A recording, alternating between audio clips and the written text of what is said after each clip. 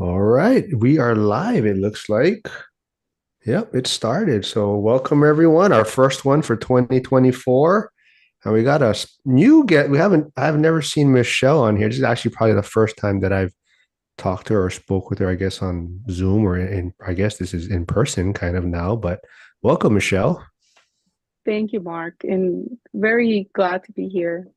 We'll see if I Yeah. can have some good input for you guys. Yeah, maybe we can continue on with your 1031 that you're talking about right now and maybe what your thought process on that is. Yeah, so I initially bought this house in 2006, right at the peak of the market, I think here. I think it still went up for a couple more years, and then it always just all crashes as everybody else felt it.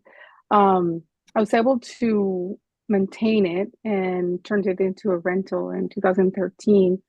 So 2 year or a year ago, 2022, beginning of 2022, I got the idea that I should sell, and I had an offer for 1.28 million, and I just couldn't believe it. So I thought, okay, well, let's learn about this 1031 exchange, or let's learn what I can do. And that's when I started finding like bigger pockets, and I found Dion at bigger pockets. They were very, very happy that I found Dion, because him being local made it easy. I went and met with him in one of their local meetups, and met Dividend Dave just right as he was about to make the purchase that he did in North Carolina. That didn't go through. I was really crashed. I put a lot of money into the house to bring it back up to rental because it had renters for 3 years, but of course I had no idea what I was doing. So I mean, I did screen them, and they always paid. They were great tenants. But when they left the house, it was very, very dirty. So anyway, I've cleaned it up, and I had it rented for another year. And then at the end of this December, I ended up the renters had to vacate because the house will sell in 20 days. So in 20 days, I'm actually flying to visit with family for a week, and I'll be back around the 12th. And I have about three or four properties that I'm ready to make offers on. So my idea is within the first 45 days, which is the identification period for a 1031 exchange, Around the um, 12. I want to already be under contract because of how much demand there is in Washington State. There are properties that stay on the market a little longer, but they're usually properties that need work. And I do not want to get into a burr. I don't have any, I mean, I do have experience remodeling, but it's not been like you remodel or you're basically not receiving cash flow. And so I don't want to do that. So I want to get a couple of duplexes that are already occupied, that don't need a lot of work, that if the renters end up moving out, that it won't cost me 20, $30,000 to remodel them. So that's my hope. I'm also looking at Jacksonville, so I may do one duplex here, and I do have a property that I keep watching in Jacksonville. Um, I was looking at it a year ago, and then I looked at it again this today actually, and it was back on the market. So it's been on and off, um, like under pending, and then it goes back on market. So I may just try for that one, and it's not a duplex; it's a single family home, but it has two ADUs. So I'm pretty excited that it's still on the market, but I still want to. I mean, I also want to find out why it's still on the market, because the Jacksonville market is pretty hot. So anyway, that's me. That's the what I'm looking to do, and I don't know if anybody has any questions. What markets are you in, Michelle? So my current market is in Washington and in the western Washington. So I live in about 35 minutes north of Seattle. The house that I'm selling is on the east side of Seattle in the town Bellevue, Washington. And then the duplex that I purchased in 2022, um, it's in Tacoma. It's in Parkland. So it's all in Washington right now. Awesome. Thank you. And you said Jacksonville as in Florida or Jacksonville, North Carolina? Jacksonville, Florida. Cool. That Yeah. market's pretty hot. Yeah, I have family there, so it makes it easy to think about that. But yeah, I don't see properties staying on the market long. And this one, I don't know what's wrong with it. They remodeled it, and the only thing I can think of is they might be asking too much for that area where it's at. Um, but the numbers pencil. I just need to understand like why is it like crime written or what's wrong with it. I'm starting to research on that. Cool. Yeah. Sorry. Joel has something in Florida, has property in Florida. Where's yours, Joe, again, Joel? Mine is Panhandle, Oh. so a little bit west of where she's at, or would be. We may have some boots on the ground, Michelle. We can connect after this call if Joe will help me out. We might have boots on the ground that could give us a lowdown of the neighborhood Okay, and the perfect. Yeah, for sure. Thank you. That would be awesome. So Christopher or Chris, I've never met you. I mean, I'm Mark apparently, but yeah. Who? I think he's a web hacker. He just hacked into our Zoom here. Oh, okay. Well, Chris. Among other faith-based gangs are What's up, man? which my operate real similarly to my real name is anonymous. No, my name's Chris Ionati, guys. It's nice to meet everybody. I actually had the opportunity to work with Joel and Mike Swale at Fairway for a short while in the St. Louis market. I've since moved to Nashville, Tennessee, to pursue my own real estate business there.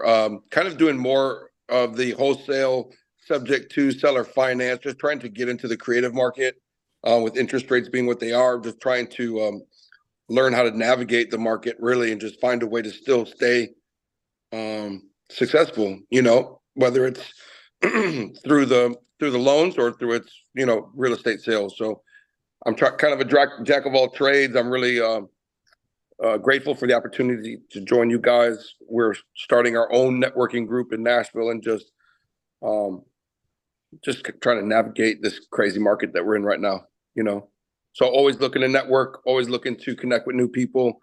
I'm licensed as a real estate agent in Missouri, Tennessee, and working on North Carolina right now.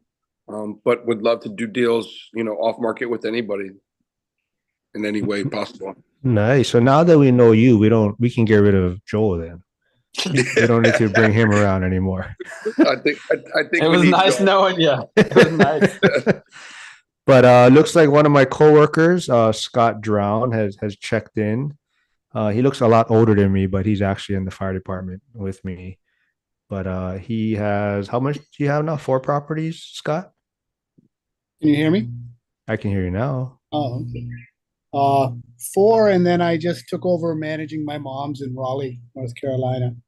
So I got 3 in Little Rock or North Little Rock and 1 in Memphis, and then No way. working with my mom's in Raleigh. So Scott has used a turnkey provider, and he has maybe some, typical headaches that have come up in the landlording process. So Scott, do you want to maybe throw some stuff out there and see if anybody has some feedback for you on things you can maybe do? Well, I've learned that the renters tend to flush a whole bunch of crazy stuff down toilets and blow up septic systems. No, He seems to be having like maybe communication issues with his property manager. So like how would anybody have any advice on how maybe he could handle that situation? Go into depth. What do you mean by communication issues? expectations or communication Well, during? I wasn't really prepared for, the chance that these things could go vacant quickly. That the problems you could have. I guess I'm kind of in that low level market, so you're constantly going to be having trouble with tenants and stuff at times. Um, so I wasn't prepared for, just tenants moving out, tenants, needing to be evicted, that kind of stuff. And then the property managers weren't always that great communicating, and I'm trying to be kind of hands off, so it was frustrating at times. But Mark always tries to give me good advice and get me back on track. And he doesn't listen though. I wish I Hello. was smart enough to get more hands on and manage everything. But I did have a question. I got an email from the Raleigh property manager, and he mentioned something. Maybe you guys can figure it out. Shoot, where to go? They talked about complete first check run and then complete second check run at the end of the month, or when they're gonna do deposits. Mhm. Does that make sense? I mean, does that mean they just wait till the end of the month to see how all the bills settled and then they deposit the rest of the rental? Am I explaining that correctly? Yeah, can you hear me? Yeah, yes. The way mine have been doing it, they'll do a check run on the 10th and the 20th and the 30th. And Okay. Well, the one for me has been important to check it. I usually check the rents by the 6th just to see if anyone's late, which does happen fairly often. So you won't see it hit your bank account until whatever check run is after the tenant pays. So So that's in my okay. Sorry, go yeah, ahead. that's okay. In my case, like quite a few of our tenants would pay like on the 6th or 7th and pay the late fee, so we wouldn't see it hit our account until the 20th check run. Yeah, that's just we're trying to work on that. We have had a lot of issues too with communication. I have on our properties, we have them in 5 different cities. So we have 5 different property managers, and 2 of them are really good about communication. If any maintenance issues come up, I get a message right away. If there are going to be repairs done, they'll send me an estimate for the repairs, and then I like to pay for the repairs out of pocket versus having them take them out of the rents, because it's a little easier to um, follow the math, right? So if you're expecting, like we have one where we expect about $2,700 a month, and then you get a deposit for 900, you kind of wonder what's going on. So if on that one I can pay for say a new dishwasher or a refrigerator or whatever it might be, and I make a contribution to their website, then when the rents come through, the rent numbers are fairly clean, I guess is what I'm saying. So you don't have those deductions. And That then, doesn't change anything tax wise or anything. That's just for keeping the right, account clean. right. And then at the end of the year, we just pull up, there's like an end of the year document we pull up, and it shows all the money you've contributed, all the money that, what they spent all the money on for repairs and maintenance and so forth. So it's pretty clear for our CPA to read those. Yeah, but communication's been a big one. Yeah. How long have you had yours? I think I bought the first one in 21. Mhm. And it was a low grade property, and it had a great cash flow at first, but then the tenant lost a job and then got we needed to evict, and then it just was this rolling problem constantly.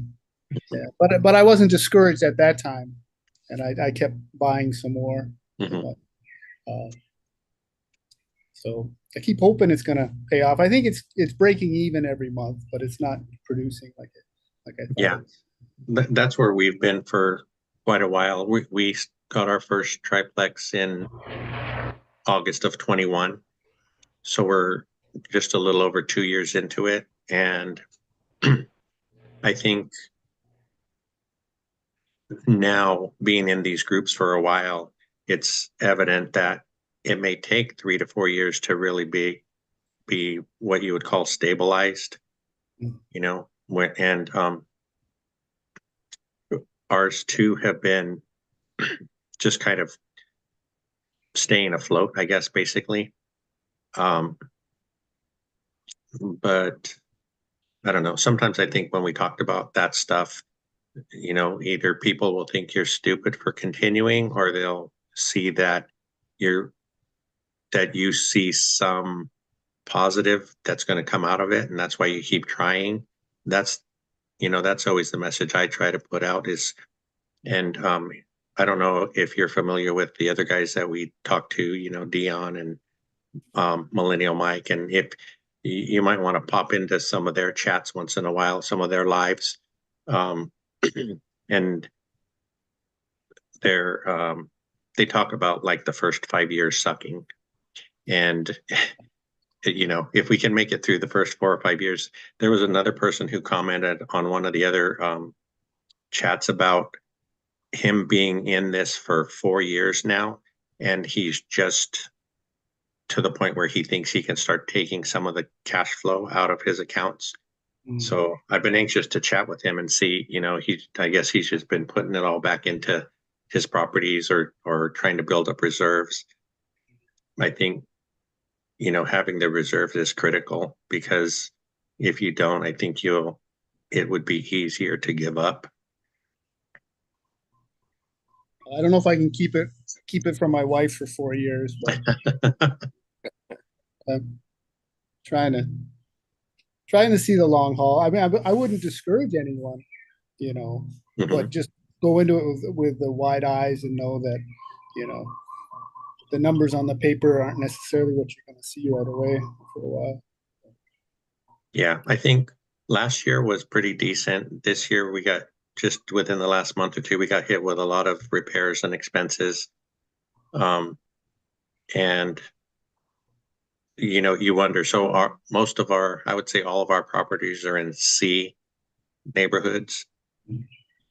So like you said, the tenants probably aren't the best. The cash flow is better than a B neighborhood for sure. But I think we're in California. All of our stuff is spread out with St. Louis, Illinois, Indiana, and I forget where the other one is, but Wasn't it Iowa? Iowa?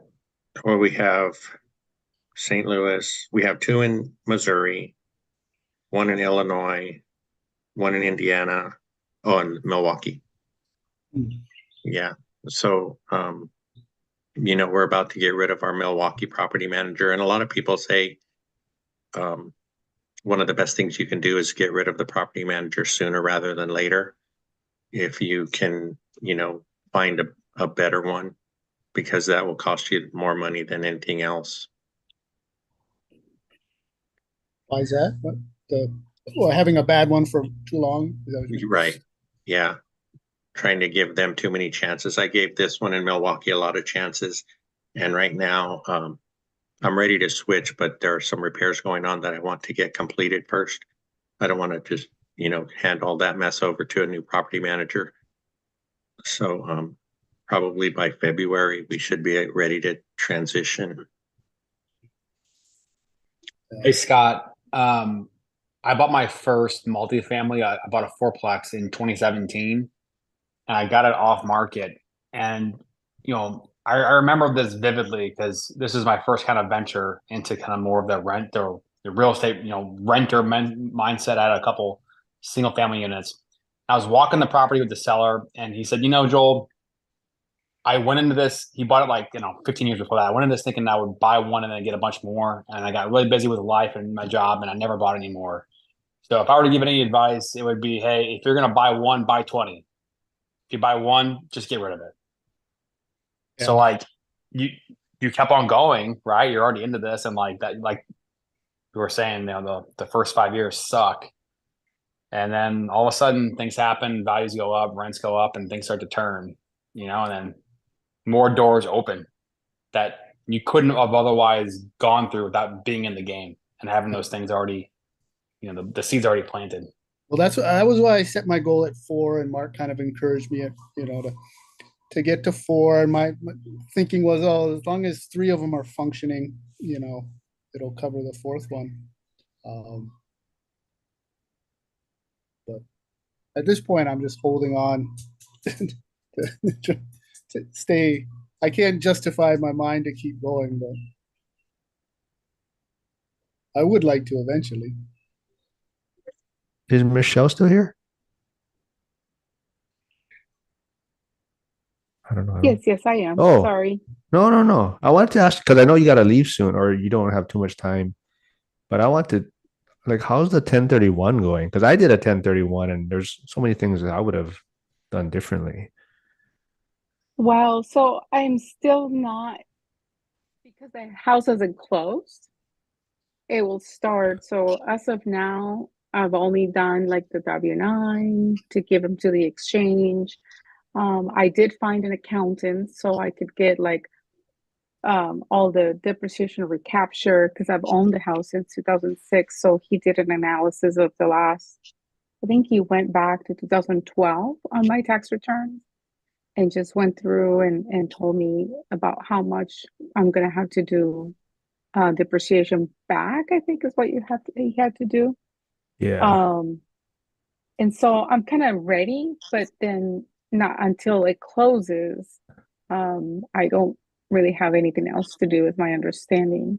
But I do want to get, because I do have, there's 3 different identification methods for a 1031 exchange. And I'm basically wanting to do one of them, which is like you identify 3 properties and then you close on one or, one of the 3 or all 3. I hope I'm getting that right. So I'm hoping to identify 2 duplexes in Washington are somewhere between, I mean, they're being listed at least 500,000, somewhere between 500 and 700, depending on the number of bathrooms. So if I look at one here and one in the Jacksonville area, I'm not going to be in the touristy area. So I'm looking at somewhere between 350 and 450 is my understanding. Actually, the one that I'm looking at is just a single family home and is listed at 265. So doing those 2 won't get me there yet. But I need to basically close on at least $960,000 worth of real estate, whether it's 1 or up to 3 on the rule that I want to utilize. So that's what I know so far. Haven't had to do much more since the house hasn't closed. What is Well, your experience with it, Mark? I wish I went bigger. Like I kind of went sideways, I guess you would say. I mean, I did go from a condo to, for like 4 single family homes, but even after I ran into so Cody Davis was in Hawaii this past weekend for the holidays. His girlfriend's from here, but I had coffee with him, and after talking to him too, yeah, it kind of sounds like, you know, he said I probably should have went bigger also. He thinks it takes a lot of the headaches out of it. You have one bigger property, multiple units, one property manager. It's easier to fix things, because everything's kind of under one roof. Yeah. So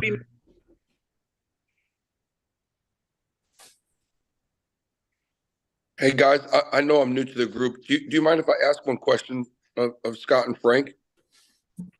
no, go ahead, man. For the guys that are long-term buy and hold, managing multiple properties and kind of struggling in that regard, breaking even, which is not what you got into this business for, right? Have you had any experience or have you looked into the midterm rental market and dealing with insurance companies, maybe 3, 4, 6 month long tenants that pay significantly higher than what your long-term rental, tenants would pay. Have you had any experience with that at all? Has it been good, bad, indifferent? I'm not familiar with what you're describing. I haven't really thought about it myself, just because it seems like getting our property managers trained so far in the long-term world is hard enough. It seems like midterm or short-term rentals would be a lot more work to do from afar. I think even if it's close by, I have a friend here who did short-term rentals in our local market. It's a pretty touristy market, and just the situations that he ended up in with finding a good, it just like, for example, a good cleaning company that was, ready to go whenever he needed them, the property manager, and repairs and stuff. I actually did some repairs for him myself, but I'm not available at the drop of a dime. So he was having trouble finding that kind of thing, that kind of help. So midterm and short term. And I think too, in the markets that we're in, like, we're not super close to any major hospitals or anything like that. That would be a good place to search for, midterm clients. So Chris, being spending time in St. Louis, like for Frank, like your stuff in St. Louis is more North County-ish, right?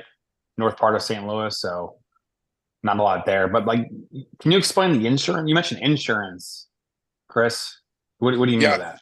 So basically, what we had just recently in Nashville, we had several tornadoes that hit, right? And so the homeowner's insurance is paying for these people while their homes are being repaired to find short-term, midterm, what I'm saying, other rental units. And they're paying sometimes, depending on the size of the family, $4,800 to $5,000 a month on a unit that would normally rent for $1,800 to $2,000 a month. It's paid directly from the insurance company, so it's guaranteed payment. You don't have to worry about evictions and things of that nature. And there are property managers that strictly deal with midterm rentals. So, Frank, what you said about hospitals and thinking of travel nurses during the pandemic and post-pandemic, yeah, that was huge, and they paid top dollar. Now it's transitioning to more fires, natural occurrences like tornadoes, whatever it might be. But the nice thing is that, like I said, property managers are on board to strictly deal with these clients that are not quite, the short-term rental market. Yes, dude, that's very fast, high turnover. Every weekend you got to worry about parties. You got to have somebody cleaning the place. You got to worry about the neighbors. And a lot more cities and municipalities are putting so many restrictions on short-term rental. It's really choking out that market a lot. But the midterm rental, I think, is something that's slept on. And our group that we meet with, we had a guy come in that kind of educated us on midterm rental.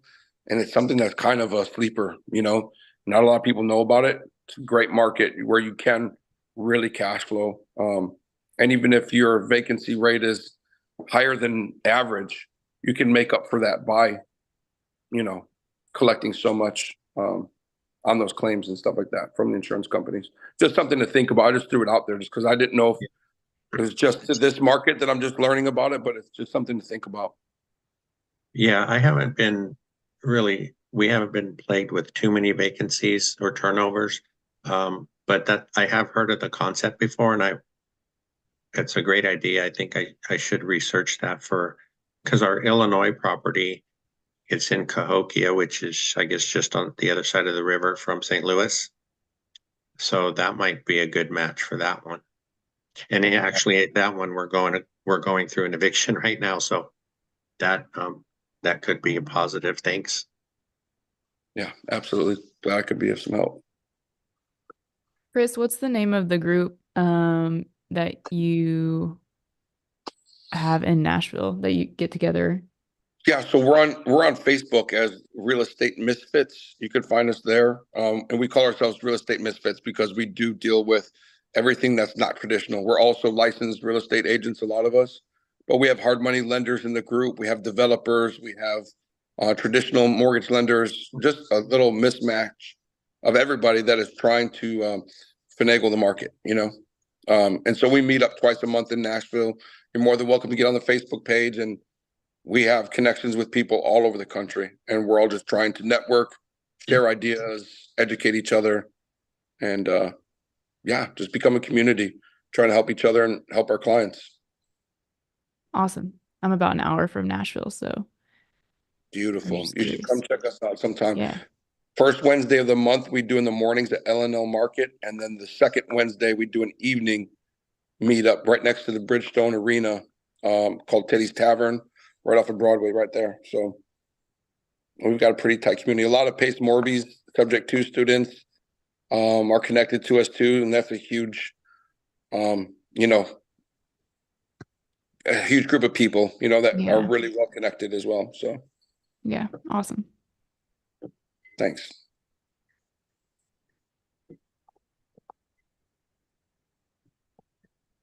Talking about the subject to community, I would like to potentially see if there was any, I mean, if I could find one or two of those, maybe I can go bigger, like Mark was suggesting. I just don't want to, because of the interest rates where they are at. I want to make sure that whatever I reinvest the funds to has a really good cash flow. And if I put more down payment, I know this goes against the kind of like what the idea of being an investor, being aggressive. But for me, it's more important because I'm 48 and I want to make sure that whatever I invest on has a good cash flow so I can start receiving the money, not receiving to spend it, but like I want to just continue to save it while I do have the W-2 that I can save faster. And my hope, and I think you guys have touched this on prior meetings, is that what is enough for everybody? Well, for me, I want to get 4 to 5 properties that would cover whatever money I have so that I can feel comfortable. And then a couple of years from that, I think I'm ready to retire because I don't need much. I'm very frugal and I don't mind it. I mean, I enjoy my life the way I live it now. So I don't need a lot of money. I just want the cash flow so I can be comfortable. So a couple of subject to properties would be nice for sure. I would love to connect with you. I'll just chime in and then I'll be quiet for the rest of your meeting. But I think what you're saying makes a lot of sense to me. And ultimately, it depends on our exit strategy, right? Like you want a cash flow. We all want a cash flow. But how are we going to achieve that cash flow, right? There's multiple options, whether it is the midterm rental, whether it's something like a pad split. There's also crash pad. If you have a property near an airport, the stewardesses and pilots that don't want to stay in hotels, you can have a house set up to where they're paying the same amount they would pay for a hotel room, but they're in a home. And it is a higher turnover, kind of like a short-term rental, but there's so many different exit strategies that are untapped and not used that can really, really upside our cash flow. Even if we had the property for a short amount of time, if your cash flow percentage is so much higher, it just frees you up. I don't know. There's a lot to talk about for sure. There's a lot to unpack in that statement, but I would love to connect with you sometime and talk to you about some properties. Yeah, that would be awesome. Subject to right now from Memphis to Knoxville, and so on and so forth. So yeah, I would love to connect with you sometime. Okay, perfect. Yeah, we'll set it up. We really don't need Joe after this. Chris, you're welcome every week. Joe, we don't need you anymore. I'm sorry for talking so much, guys. I get excited about this kind of stuff, and I love seeing a community of people trying to grow together. That's awesome. Kudos No, to you're in the right place. Yeah. That's awesome. Did you bring a drink though? Because we'll touch on this. Everybody was supposed to bring a drink of choice. I had to go to 3 places to get mine because nobody has a Dr. Pepper to buy. So Is red wine okay? Oh yeah, Yeah. that's great. Okay. Scott, did you bring anything? Like I said, you're muted. You're muted.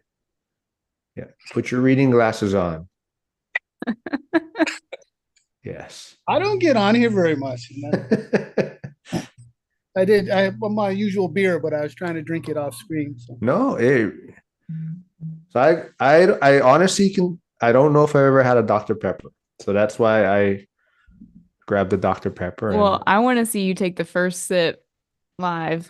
Why? Let me get your reaction. You're hooked. Really? Yeah, 23 flavors, buddy. That's what I told him. Okay, Scott, you've been in Hawaii for a long time. Is Dr. Pepper is not common, right? I mean, I don't know. Maybe right? So. See? That's wild.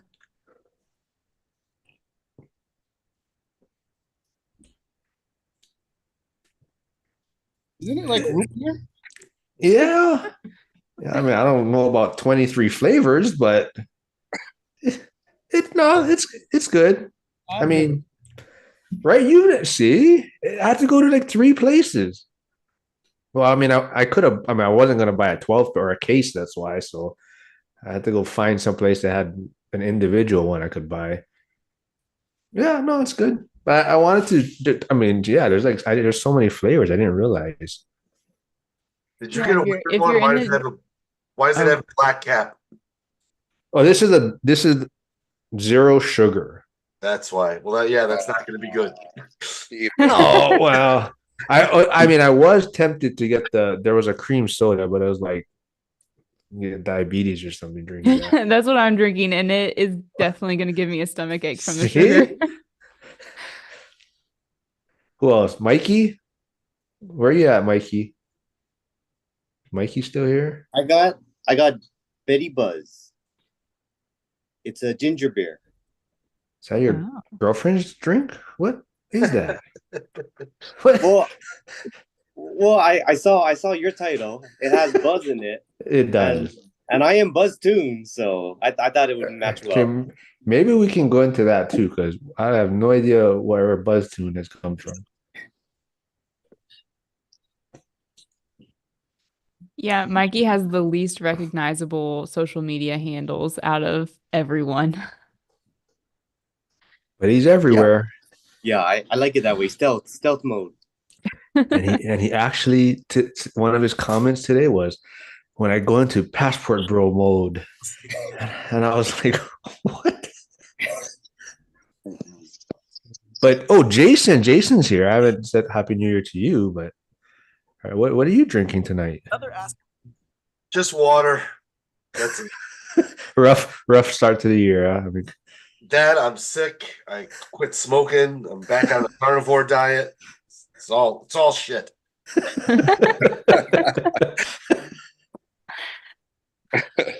That carnivore diet's hardcore, man. I tried it. It's really hard to stick to. I enjoy it when I'm actually on it. I feel good. I cheat on the weekend, so I don't get super strict. Yeah. So I think Michelle's taking off. I think she left her contact number in the chat. So if anybody wants to connect with her. Yeah, see you guys. It was great talking to you. Thanks for coming on, Michelle. Here I go, Colombia. Oh yeah. Take care. Enjoy. Thanks, guys. Bye. Bye. So Mikey, where is BuzzTune? What is that all about?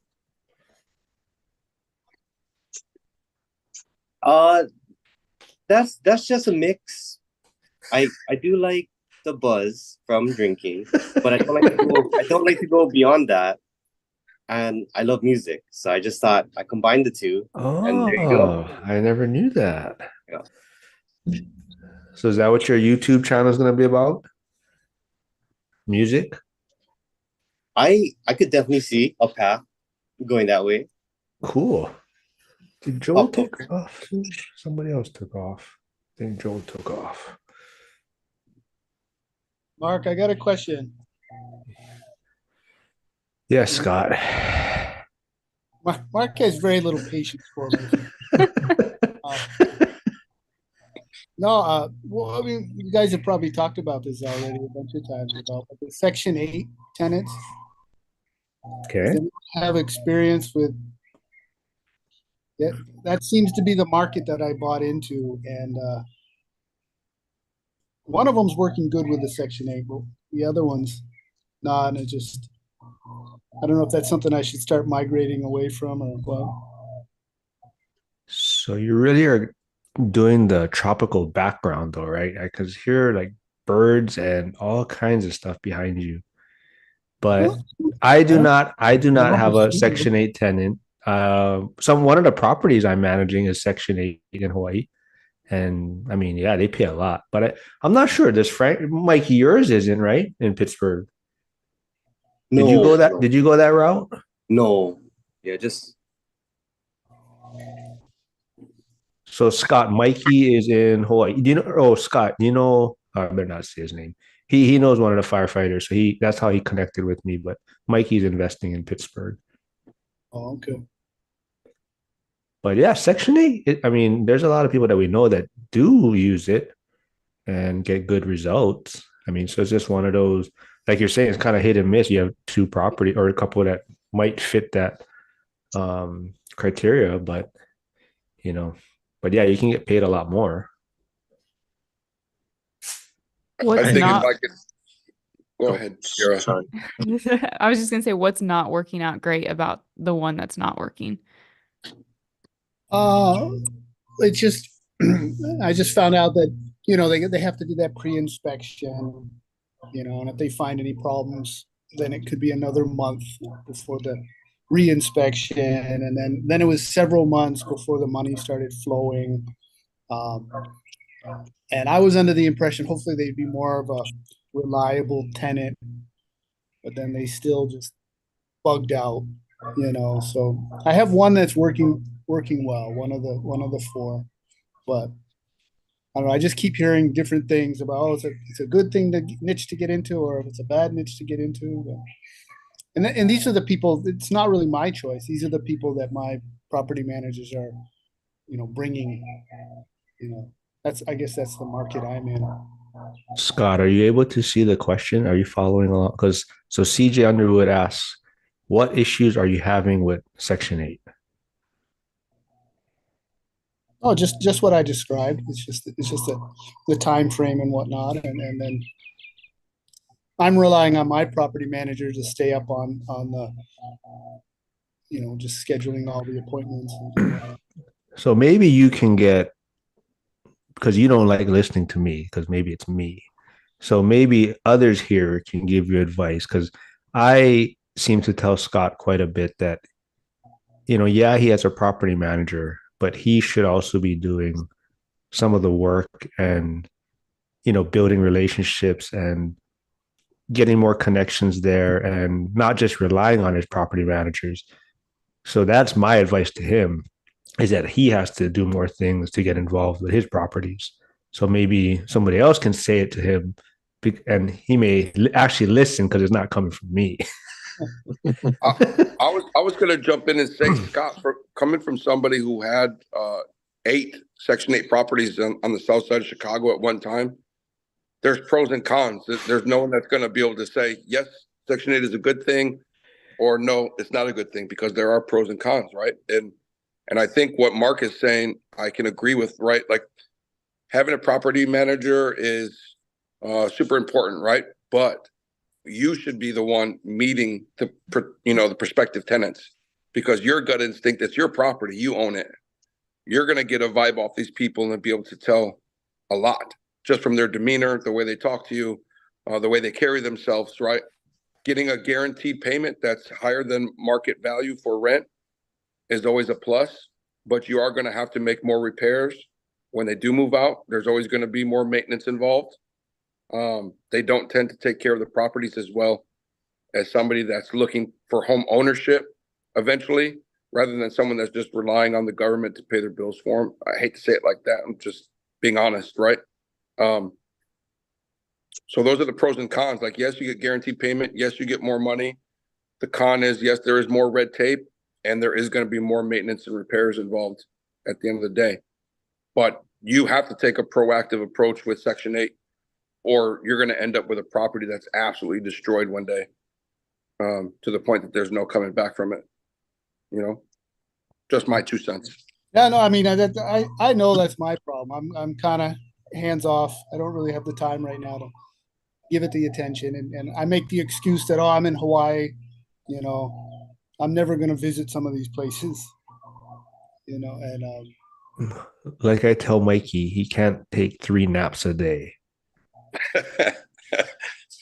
So, you know, I mean, if I was paying a property manager, I would want it to be no headache for myself. So, I mean, I get that. CJ says in the comments, though, that you need to make sure your property manager is still using criteria to place tenants. Sometimes people will just accept a voucher for the quick money, but you should still screen the tenants the same as a normal tenant, or your property manager should screen tenants as normal if you're using one. Obviously, you won't be as involved in that process, but maybe you're able to let your property manager know that you want to screen tenants with certain criteria, even if they're Section 8. Scott, how much are you paying your property manager, if you don't mind me asking, percentage wise? 8%. 8%. The company that, it's like Mark described as the turnkey, where it's in a real estate company that buys the properties and they fix them up and then flip them to me and then hook me up with a property manager, you know. So it's all supposed to be, you know, like turnkey, all in the same thing. And I haven't tried to go in and tinker with anything yet. I'm hoping it's going to just work effortlessly, but I realize more and more it's not realistic. That might be worth looking into, man. Yeah, it might sound easier, but you might have a better experience, even if it ends up you paying a little bit more on the property manager side for getting kind of boots on the ground type of feel, like getting your hands dirty type of thing. Just a thought. Yeah, no, thank you. It's hard from Hawaii, though. I'll be happy to trade places if you'd like. I wish I could do it here. It's just I'll trade him for you.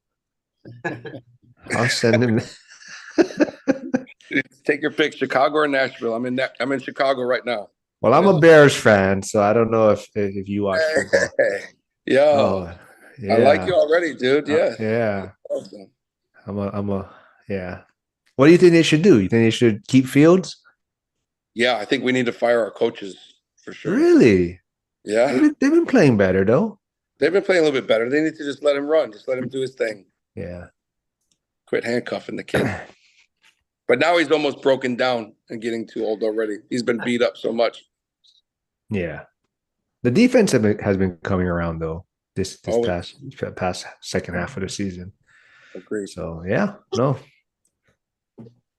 All right, Scott. We'll make the transfer in a few weeks, okay? I don't know if you'd want his life, man. He has it rough. I think he left. I think he's mad. No, he's already on his way to Chicago. Yeah. Is Cody Evers in here? He left already. He just I saw him pop in. I'm here. Oh, there you are. I've been popping up because I'm working on a deal right now, so I've been back. Oh, all right. Well, yeah, you go handle that, man. Y'all ready to travel? Come to Hawaii? You all got your stuff all packed and not packed up yet, but we're on the way for sure. Got like 9 days left before we leave, so counting down. Cool. Hopefully we can meet up. I'll be back on.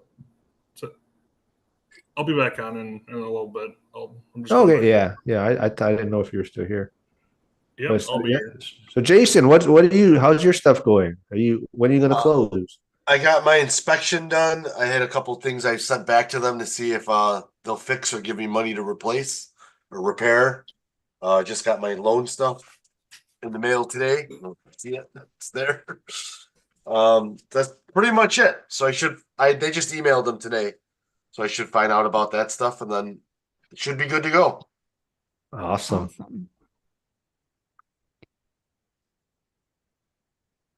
Mikey, anybody? I have a lending question. I don't know that anyone Oh, will be able Joel's to. after it. I Okay. know, but maybe someone will know. Um, so we're considering getting another primary residence this year, or that's the plan. Um, and we want to turn our current primary residence into a rental, and then we have our other single family rental, that we've had for 1 year now. And it just crossed my mind today when it comes to qualifying for another primary residence. If we don't sell either of these properties, um, is our debt to income ratio going to be an issue? So on that part, as long as you Yeah. have like your rent or 75% of rents, like that should be able to cover it. So like for this current house, what do you mean? Yeah, so whatever your projected rent would be like 75% of that. As long as that covers your like PITI, then you Okay, should be okay. gotcha. Would she have to have it leased out so she has a lease to show the lender, or It depends on the lender. Some are more flexible than others. The lender I'm using, local credit union, they're okay with the projected number. Some lenders want to have the lease in place. It depends on what product you're using too, though. Am I right, Cody? Are you familiar with this? Like, Yeah. depending on whether you're using FHA or you're going conventional Fannie Mae or whatever it might be. Yeah. So like FHA has a higher DTI, like they're, might go up to 45% or something, where more standardized product might be lower down to 35, or I don't know exactly that number. You'd have to ask, but it depends on the lender. And you can bring that to them and say, this is the plan. And then if you're going to get a new primary, or if you get a new duplex or something, then you can base that on that too, if you're planning on house hacking. Yeah, awesome. Okay. Sierra, I would ask too, if one of your rental properties is in a lease option or is in a land trust, it should not count against your debt to income. But I'm not actively doing loans right now, so I don't want to feed you any misinformation. But when we come across that with like loans being called due when we do subject to deals, Mm-hmm. if the bank does find out that someone else has taken over the mortgage, it's being serviced by a third party. I've never seen a loan be called due. But one way to avoid that is having the property in a land trust or having it in a lease option. That way it is, they can't call the loan due. It satisfies that requirement. So something to think about or ask about. Anyways, a land trust and a lease option. Awesome. Yeah, that just hit me today that because like I know that like once we have the 2 years of rental income on our taxes, that we'll be can qualify for some different stuff, and the debt to income won't be quite as much of a hurdle to get over, but we're only at that 1 year mark. So then I was like, oh no, that might actually be an issue. Smart thinking. Sierra's a star, so. Sierra, where are you in the world? You So said an hour outside of Nashville. yeah, east. So my rental is in Tullahoma, and we live in Morrison, so right between McMinnville and Manchester. I don't know if you know where those are. Yeah, Nickmanville. I've had multiple properties out there. That Center Hill Lake is amazing. Yeah, Center Hill Lake is really nice. Um, Beautiful. McMinnville has, I mean, we moved from Kansas here. So we've only been here about a year and a half, but McMinnville has quite the reputation that I found out after we moved here. But I don't know if anyway, I know about the reputation. I just saw the lake. I had properties in Smithville and a couple in McMinnville, like way up in the hills. I know it's pretty country, if that's yeah. what you mean. Pretty rednecky. Yeah, yeah. I guess McMinnville just has a bit of a reputation for not really, or I would say like there's a few like established families, and then kind of like being a part of the community if you're outside of like being a long-term resident there, I guess can get kind of tricky. And they're not very growth minded as far as a city goes compared to like Manchester and Tullahoma. So we didn't know that till after we got here. But we're not in McMinnville. We're a little bit outside of it. But yeah, anyways.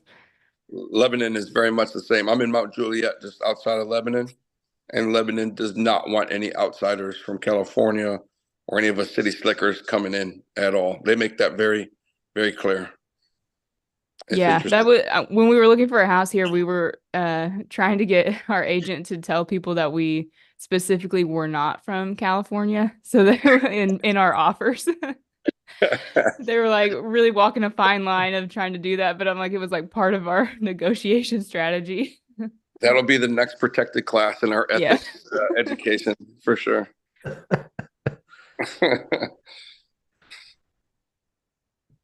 No blue states discrimination. Yeah, not all of us California kids are too bad. I was gonna, if it's okay, add a little bit more to what we were talking to with Scott about the Section 8 thing, because we inherited 2 Section 8 tenants, and the the lumberjack always talks about Section 8 and how different areas. I don't know if all of your properties are under one jurisdiction as far as the Section 8 goes, but they all work differently. And he encouraged us to actually get in touch with the whatever it's called, the person that the Section 8 tenant has to report to, I guess. There's like a caseworker, and that we could actually, through our property manager, ask to be copied on all emails sent back and forth from the property manager and the Section 8 caseworker. And that property actually is performing the best for us so far, but it did take about 3 months to transition. We bought it, I think, in August, and transitioning from the property management company that they were with to the guy I wanted to use, and getting all of because they were sending the rent to the old property manager and different things like that. So it took us about 3 months to get all that straightened out. It wasn't too big a deal for us because we didn't have a mortgage, because we bought that little one cash. So it finally did catch up, and the tenant did want to stay, and also maybe scheduling an inspection, at first, maybe every 6 months. If you're getting a new tenant in there, you will probably have to pay a few bucks to have the property manager go in and check it out. But when we took it over, there were some repairs we wanted to do for the existing tenant. So while the property manager was in there, he got a pretty good feel for the tenant. And the other Section 8 tenant that we had is the one that we're doing the eviction on. She moved in, and she didn't. And the second one that I'm talking about for the eviction was a turnkey property as well. So what was nice there is the turnkey provider that we purchased with, the tenant didn't pay for the first 2 months, and he actually paid her rent to us because he felt so bad that he got us a bad tenant. And now that we're going through the eviction, I talked to him about another property. He has some other ones coming up, but while we were on the call, I mentioned that we were going to have to evict this lady because she was his tenant for quite a while, and he moved her over to our place because she wanted a newer place, and he wanted to renovate the one she was in. So he thought there was going to be no issue. But he also said that I was concerned at how she was going to leave the house, and he offered to do the make-ready repairs once she's out for free. So that was a huge relief for us. So these are, How did you secure that? Just a verbal thing that he's gonna do, or as far as him offering? Yeah. Well, yeah, I trust him. I trust him because, like I said, he didn't have to pay her rent. you know, for those 2 months that she didn't pay. It was, I think she might have paid part of it because his part was like $1,300. So he just put it, you know, he gave it to the property manager, and because she is not in his company, but he works with her primarily as far as property management goes for his everything that he sells. And then I thought, and that's why I'm even considering buying more properties with him, is because of how he treated us through this mess. Oh, I was gonna say I want his name. Yeah, yeah. He's the one, that's the one in Illinois, and his name is John Sinsel. He's with St. Louis Properties, LLC. So it seems like a lot of his properties are on the Illinois side right now. But so like I said, we're in Cahokia. He had some coming up in a town called Granite City. I'm not too familiar with the area yet, but yeah, that's why I'm staying in communication with him. But I think it's not going to be, we can't let it be, well, I don't know how to put it. We shouldn't think it's going to be as passive as everybody says it's going to be for the first little while. There is going to be some work, but if you have to take time to communicate with Section 8 or whatever it is, that might just be, you know, for this first year or whatever. Once you get everything in line, then it will become a little bit more passive. But I think since we have property managers, there's always going to be something you're going to need to do. You know, it could go smooth for quite a while, but then one little hiccup. I'm always just bugging my property managers questions. If I can think of a question, I'll just contact them just to let them know I'm still here and I'm watching, and that seems to help a bit too. Oh, I like that idea of getting involved with the Section 8 people, just so I know what's going on.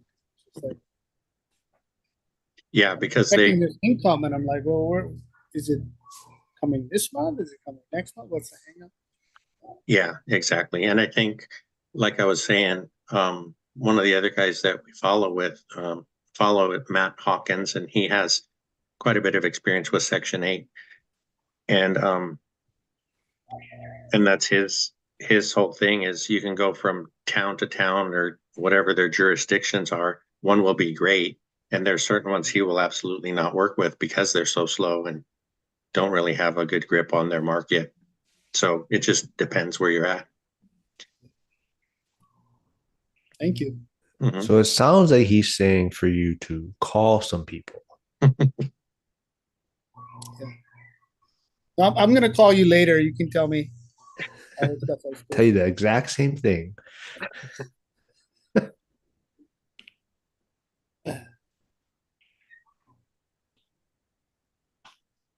I'm trying to hold back. Usually I give Mark a lot of shit, but because he deserves it. He deserves it. Well, we know him, so you don't need to hold back. Okay. Yeah. No holding back. It's all in fun. As long as I don't get canceled by you saying something. We're trying. No, we're growing, man. I was wondering, Mikey, when we were on with Sierra the other day and you had talked about, is it okay to chat about that feeling of something's going to go wrong? Yeah, absolutely. They're good, because I was thinking about that and I was wondering, for example, if you have this feeling that something's going to go wrong, just maybe because things have been going right for a while. If you think about it and you can't pinpoint what that negative thing is, like, should you be spending time worrying about it? Because it's almost like you can't really deal with it unless you know what's worrying you, if that makes sense. And let's see, I wrote notes just for you. Oh, thanks. So, yeah, so until you identify it, try not to let it bother you. And when you do, if you can identify it, then you'll be able to have a plan of action, whether it's, when you were talking about that, it hit me because my mom always, she was always waiting for the next bad thing to happen. And I thought that was so strange for her to say, but that's not, it doesn't seem like a good way to go through your days, right? Just having this cloud hanging over your head. And definitely talking about it. I know, we're supposed to be all real estate and stuff, but I think any of us would be fine with you reaching out or just mentioning that and just talking about it, because even if you can't identify it yet, just talking about it might help you feel better so that you can eventually work towards identifying what's going on. Yeah, I definitely appreciate that, because even doing Sierra's kind of mastermind and just the goal setting thing and the way everyone was talking about their goals and also fears, that helped me a lot, because you can't really go through life just kind of focusing on the negative. And I'm more optimistic just naturally, but I think it's just something, this is a new venture for me and it's all brand new, so I'm just trying to take it really cautiously. And I think that's the best way I can just move forward, is not to have my past kind of follow me, and then just try to go on this venture with just a new footing kind of thing. Yeah, I think we talked a little bit too about, it's a little bit different, but I used to, go through my days and you didn't realize that, like, you're going through your work day or whatever, and then towards the end of the day, I don't know, you trip or hit yourself with your hammer, and then that was my focal point. Like, my day was so bad, but I didn't think to go back and say, oh, these first 7 hours were awesome and this last 5 minutes sucked. And I was letting that last 5 minutes ruin my day, basically. And it took me a while to start looking at things differently. And now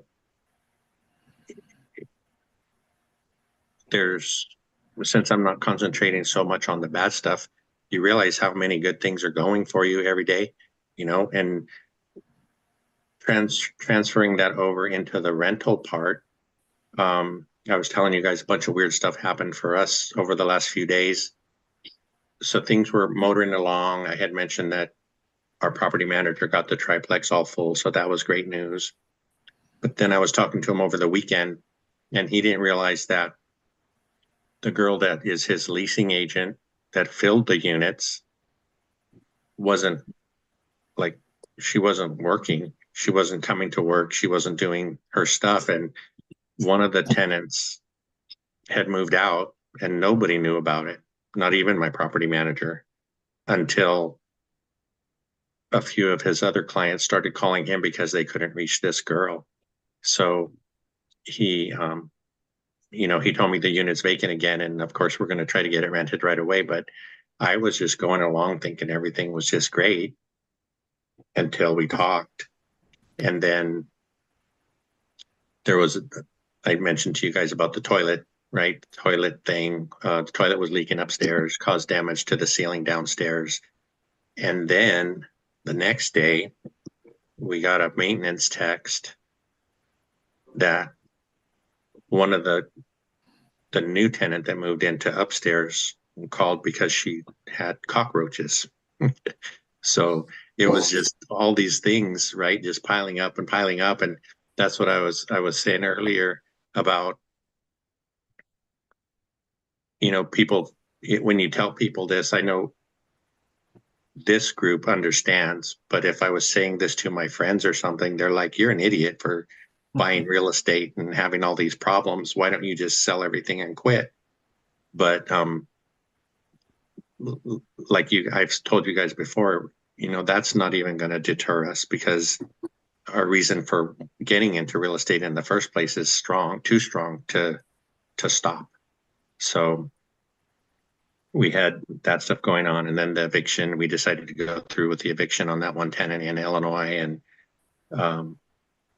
so it's not all roses, but and two, earlier you guys were talking about just having one rental. I think if you just had one rental, when the bad things happen, it would be really easy to give up. I think having a few units kind of spreads out that pain a little bit to help you get through the first few years. It's kind of like buying a fourplex instead of a single, right? You got, 4 chances of units being filled, and if one is vacant, it doesn't kill you. So if Hope you you're have, right, Frank. yeah, that's for you, Jason. Yeah. So if you have 4 singles or 6 singles or whatever, and even if 2 of them are empty, right, you have the other 4 to help you get through it. So that, I think, Scott, you're going in the right direction, starting out with the 4. If you and another friend of ours, Dion, was talking about stabilization, because I was kind of concentrating and always looking for the next deal, and he reminded me that I should probably have a little more patience and stabilize what we have before moving forward. And it made a lot of sense. One other thing that I've been thinking about too is like, I've had my fair share of struggles this, past year. And the thing I always go back to is like, what's the long-term outlook, right? Like if you fast forward a decade, what's these buildings you're going to have? What are they going to look like? So you're going to have how much appreciation, how much pay down, how much rent growth, all that kind of stuff. So I've had to sit and look back and just say, okay, we're on the right path. We just need to figure it out. Yeah. And you've had some positive things going on, like you mentioned before about your appreciation and how that appreciation growth is helping you now that you have a couple choices to make as far as moving forward, whether it's selling one or 1031ing, condo splitting the other one, stuff like that. You have options, right? So that's a good way to think about it too. Definitely. I try to get through life with a little bit of humor, and I always imagine my life is like, that Chinese circus where they're spinning plates on the stick. And, you're never done. You always got to keep spinning them, and as soon as you get these guys going, one's going to fall off. And so that's how I get through it. I don't think about it as like it's a negative. It's just, it's going to happen. So I might as well prepare myself, and it's not until the money gets deposited in my account that I kind of breathe. Okay, we made something this month, Yeah. Who are you? You are like the most negative guy. The birds have helped me reach the plateau. Who is this guy? No, I call Mark and complain because I'm like, son of a gun.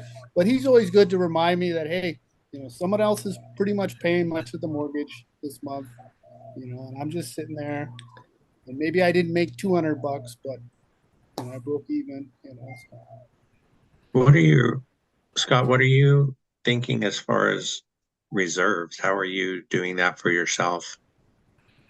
I have a HELOC on my primary residence that if I have to pull from, most of the time it's no more than like $2,000 to fix something up. So, I can manage that. I try to leave a little bit more in the accounts each month as a reserve, but I'm not systematic about that. It seems to be pretty manageable. Yeah. Joel's back in, or he's hopping back in. I don't know where he is. Yeah, there he is. Sierra had a lending question. Yeah, Am you I missed mute? it. You got an answer. Never mind. Yeah, you can leave again, Joe. We don't need you anymore. Chris took care of it. Yeah. That guy Chris is cool, man. We should bring him on more often. Get rid of Mark then too. Is Chris still here? No. Oh yeah. I got my Dr. Pepper too, Joe. Yeah, I wanted to ask when, like Frank, you was kind of talking things over. What is your thought process like in those moments? Like, do you have kind of like, oh, okay, I'm doing these repairs, I'm securing this asset.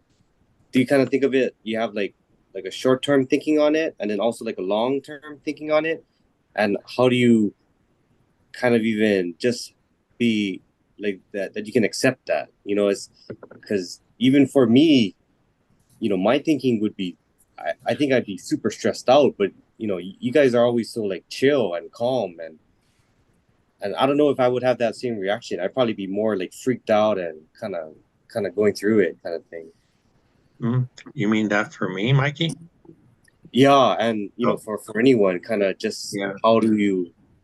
Yeah, for me, I think we go through the whole circle of emotions, right? It's like, oh man, what now? And Cynthia, you've talked with us, and so we talk about stuff, and it's like I feel silly saying it, but it's just funny. It's just crazy, and um, thinking that this month I'm going to have to put in for the mortgages on one or two properties. Thankfully, they're not huge mortgages. I think the triplex is like $900, and we do have a pretty large reserve account that I hate to touch, but having that there is a relief. Because honestly, I told you guys about the duplex leak, right? The Milwaukee thing. I got the bill for $1,700 for them to replace leaking shower valve. And then I didn't realize that they had to do it to both sides. So I got another bill for $1,900 to close them up after the repairs. So that included replacing the valve and then retiling that wall on the shower. And then she sent me another bill exactly the same amount. And I said, I already paid this. She goes, oh no, this is for the other unit. So that's, almost $4,000 right there. And then they had refinished the bathtub because they used the old owner had just painted them with regular paint. So the paint was flaking up and the tenants were concerned. So we had her just go ahead and have the tubs refinished. It was $1,000 per tub. And in this one of the units, the water was dripping from the shower valve that was leaking. So it messed up the finish. So now we have to have that resprayed. And that, thankfully he's doing it for half price, but it's still another $500 or $600 there. And Cynthia and I were talking because there was like a noise complaint in the triplex, right? There's a big unit on the bottom, and then there's two smaller, well, they're all 2 bedrooms, but there's 2 units above. And one of the tenants was complaining about the other tenant. And I go through things like maybe we should sell the triplex and buy 3 singles. At least the tenants aren't right on top of each other, but somebody was talking earlier about having multiple units in one building, say like a 10plex or whatever. And when you think about that, and Zuber has talked about it before, where you're more of a babysitter, or your property manager is more of a babysitter when you have that kind of a situation, because of trying to get everybody to get along. And so we have the triplex and we have a duplex. The duplex people seem to be cool with each other. The triplex is the one where people were turning over. So, and different things, you know, we talked about the dog issue. And, you know, if everybody has a pet and they don't get along, or one time somebody was smoking in the breezeway and that kind of thing. My property manager mentions it to me, but he had already dealt with it.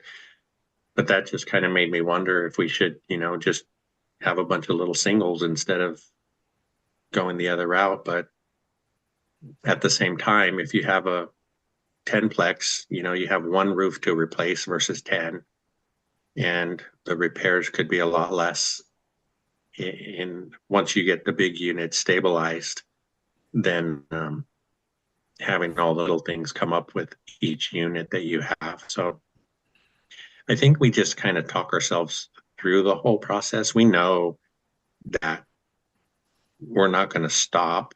And we know that once most of the big things get taken care of, you know, it'll be hopefully 5 or 10 years before any other big stuff breaks. And we're just saving all of our cash flow, you know, until we need it, I guess. And I think in your case, since you do only have the one unit, once you have a couple of more, those worries might be lessened because, you know, you'll have a couple of units to carry the one if something big breaks or whatever. And, you know, I know you'll be smart about saving up the reserves for that. You know, you're not going to be spending your $200 or $173 a month. Yeah, that's true. Yeah, I definitely want to up my reserves, that's for sure. Yeah, it's a hard balance because in the beginning, when you need to save for reserves, you think you're going to have to be waiting longer to buy the next property. So that's hard too. I've been trying to get Mark on the idea of doing rentals with no toilets or plumbing. Thought of that. Those are called storage units. Yeah, there you go. Okay, someone's already thought of that. Definitely buy units that have access panels to the shower valves. Yeah, it's nice. I mean, I guess in the duplex, the bathrooms are backed up to each other, so that was an issue there. And then in a lot of single family homes, yeah, there's a closet behind the shower, so you can get in without doing major damage. Yeah. But So Mark Ham is checked in, and he's asking how much per property does everyone keep for reserves?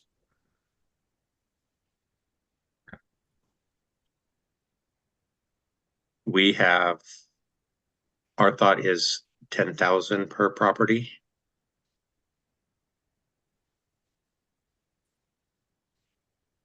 Anyone else? Sorry, I'm trying to finish something up here.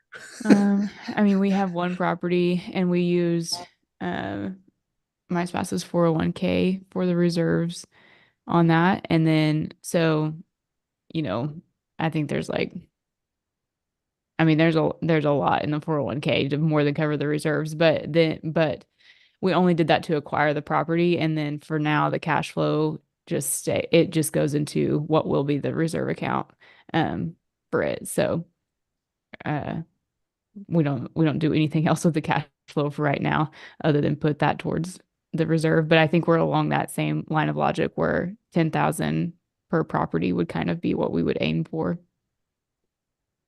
It changes a little bit, right? For the size of the property, for example, single family versus small multi-family. I guess obviously you'd need more for that. But what you were just saying sparked a thought about when we were going for our loans, the lender was able to use Cynthia's 403B as reserves. So that might be helpful too. If your husband has a 401k, they can count, I think they count up to 50% of what's in there for reserves in their calculation. Yeah, that's what I used as well. So I used my either IRA, Roth IRA, 401k, like that kind of stuff for reserves. And then we also had a couple lines of credit that we use. We've had to dig into that, but so yeah, we've used kind of across the board there. So I would say if you get up to like 30 or 40,000, I don't know if you need to go much higher than that until you're starting to focus on the next unit. Depends on this, your portfolio size. But once you get to 30, there's not the huge chance that 10 things are going to go wrong at the same time. So 30 is probably plenty if you're in the, 10 to 50 units area, maybe a little bit more than that if you're starting to get into the 40s and 50s. But right now we feel comfortable at 30. Mikey, when you were talking about how do you stay how do you stay chill if something goes wrong? Is that essentially your question? Yeah, because Mark, Cody, and Frank, you yeah, they all seem pretty chill. So, and they have you know to me like large portfolios, and you know if I can see problems happening maybe, but if like half your properties something comes up, then it's like, yeah, I just trying to even think about those type of things happening where as you start to grow, then more problems will inevitably come up, and then how do you adjust when you start off with one, then two, and that kind of thing. Yeah. I'm guessing like once you start dealing with issues on a regular basis, it becomes you're a little desensitized to that heart sinking feeling when it comes up. I was gonna say, I think that's how I feel at this point. It's like stuff comes up, you just got to deal with it and move on. Like it's just solving problems. Assume the worst, but hope for the best type of thing. So you got to plan for those bad situations, and that's why you build out your numbers the way you do with vacancy percentage and repairs and maintenance percentage in there already. And like sometimes you're gonna have to pay for it on the front end, versus on the back end. So. Yeah. So do any of you, sorry, I was just going to ask if any of you use home warranties as kind of a safety net. I don't. We had a couple on properties that we purchased, but they really proved to be useless because they didn't cover the big stuff, and the big stuff is where you need the help, air conditioning units, furnaces, water heaters. They always seem to find a way to wiggle out of covering those kinds of things. Yeah. So I don't think they're worth anything myself. Yeah, I wanted to share this experience I had. I was about to get into a home warranty, and I pulled out right before they're going to charge me. And it was the hardest thing just to get out of it, because it's like you're talking with the rep and they say one thing, then they say, "Oh, you got to connect to this other team." So then I try to do that, and they just try to make you chase. And knowing how difficult it was to even get out of it probably says a lot about what they're trying to do as a company. So that was kind of a red flag for me. Well, I know Yeah. a lot of agents were pushing those when, inspections were having to be waived. And it was kind of like, your backup plan because you're having to waive all these contingencies. But I didn't know what the success rate was with using those. Yeah. Around here, well, I don't know if it's so common anymore, but when you buy a primary, our agents were paying, it was like $300 for the year. So the agents would pay that for their client.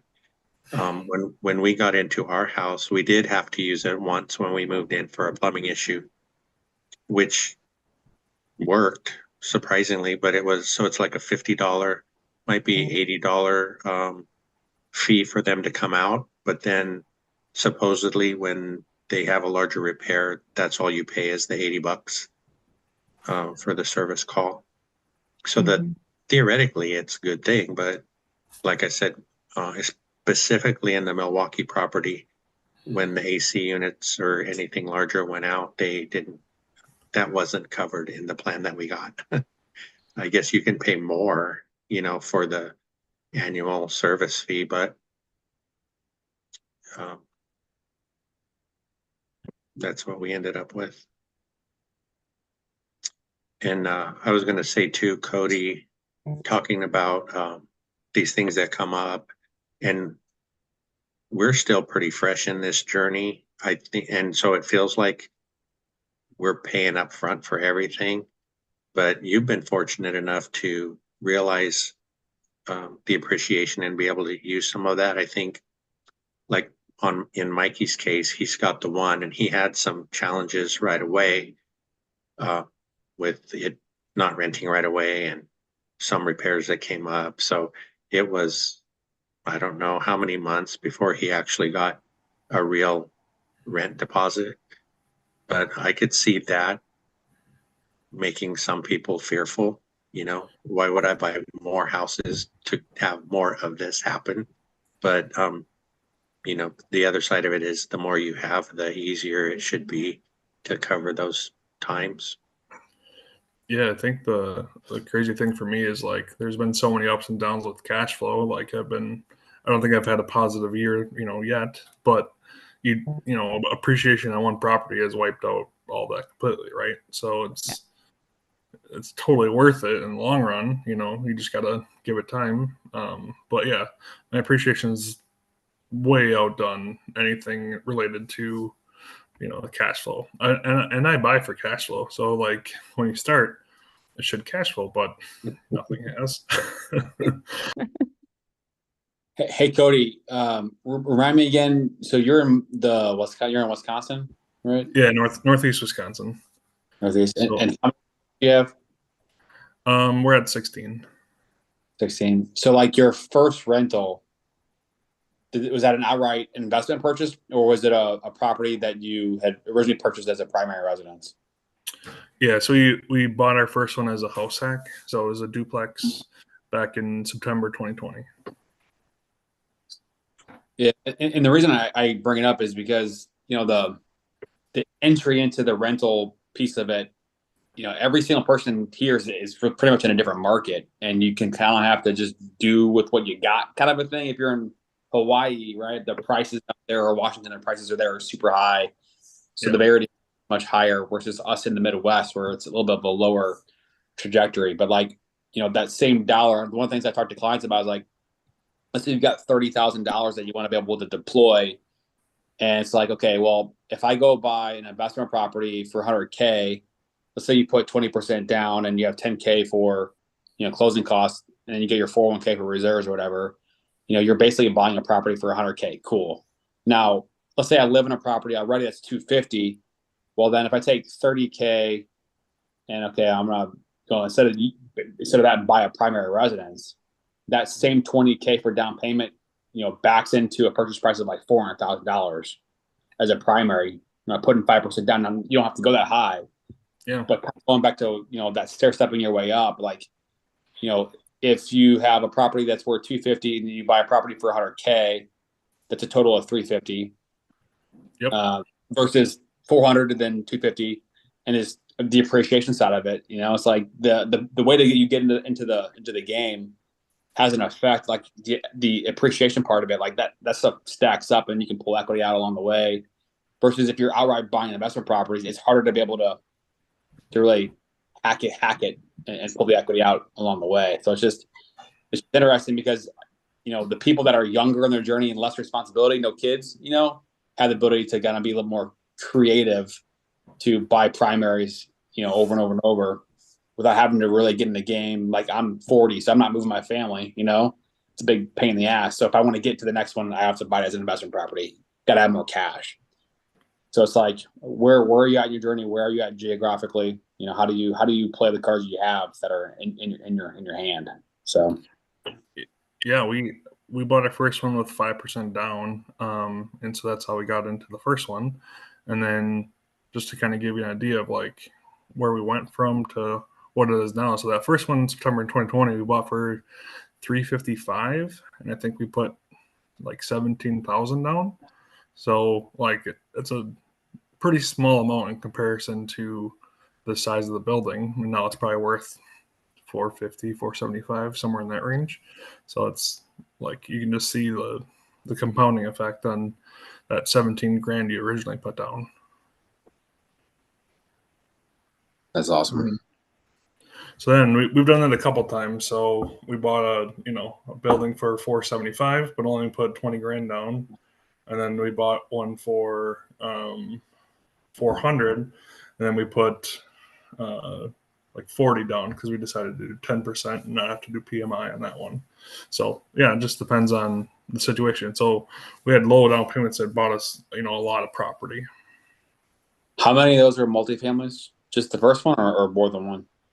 So I'm on my fourth house hack in 4 years, so 4 duplexes. Okay. So did you do FHA on each of them, or what did you do? So the first one I did a conventional 5% down. The second one, we did 3.5% FHA. Third one, we did 10% conventional, and then the next one was already an investment of mine that we moved into, and I'll probably refinance it and into a owner-occupied mortgage after that. Cool.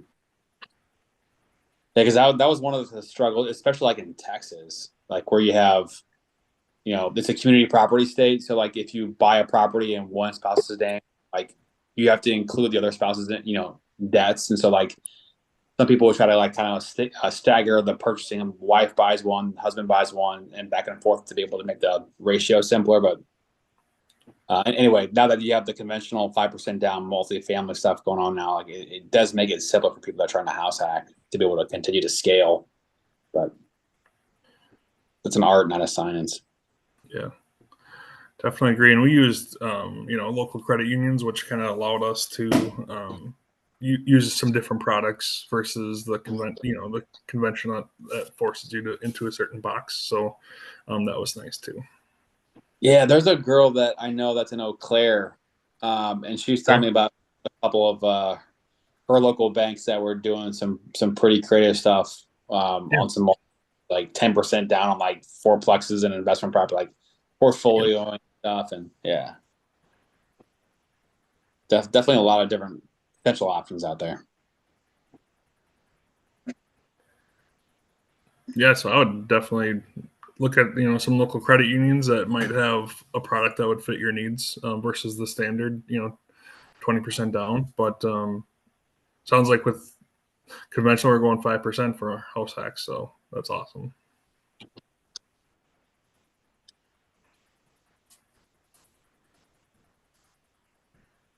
Mikey, do you work remotely, or do you go into your office for your job? I forget.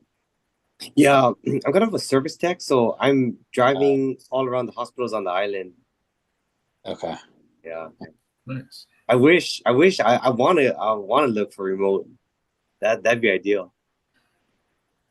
Yeah, I have somebody right now who,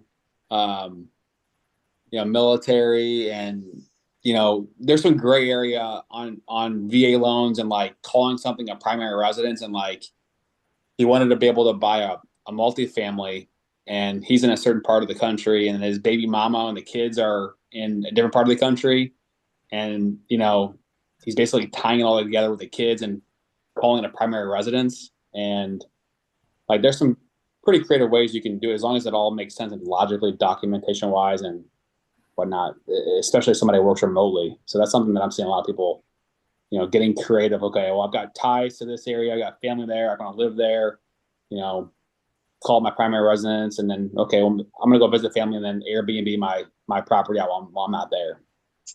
So I don't know, it's just been interesting to see what people are trying to do. Interesting. Do you have to be there for 6 months? I mean, you're signing the paperwork that you're going to live there for 12 months. All 12. Okay, so it's. I mean, like if you like, well, that you're going to claim it as your primary residence for that long. Yeah, like let's say you're a travel nurse and you're constantly on the move. Like that's part of the profession. So like, what if you're a snowbird? What if you're a snowbird? Yeah, no big deal. But like if they're out of the area for 3 or 4 months. Yeah, like if somebody has a primary residence in Colorado, and let's just say it's $700,000 property, and then they have on their profile they have like a bunch of $100,000 properties in a state in the Midwest, and then they're gonna say, yeah, I'm gonna go buy a $100,000 property in that same place and call it a primary residence. Like, Oh no, not gonna make sense. So I no, mean, I get that. it makes sense. Like if you don't have a complex profile, like Yeah, there's a lot of gray area as long as it makes sense. yeah, that makes sense. So I was asking earlier about the debt to income thing because, we kind of talked about wanting to get another primary residence this year, turn our primary into a rental, and then we have the rental, but we've only had our regular single family rental for a year. And then it like hit me that our debt to income might be a problem trying to get another primary residence, like even if we have the down payment. Um, so I don't know if you have any thoughts on that, Joel.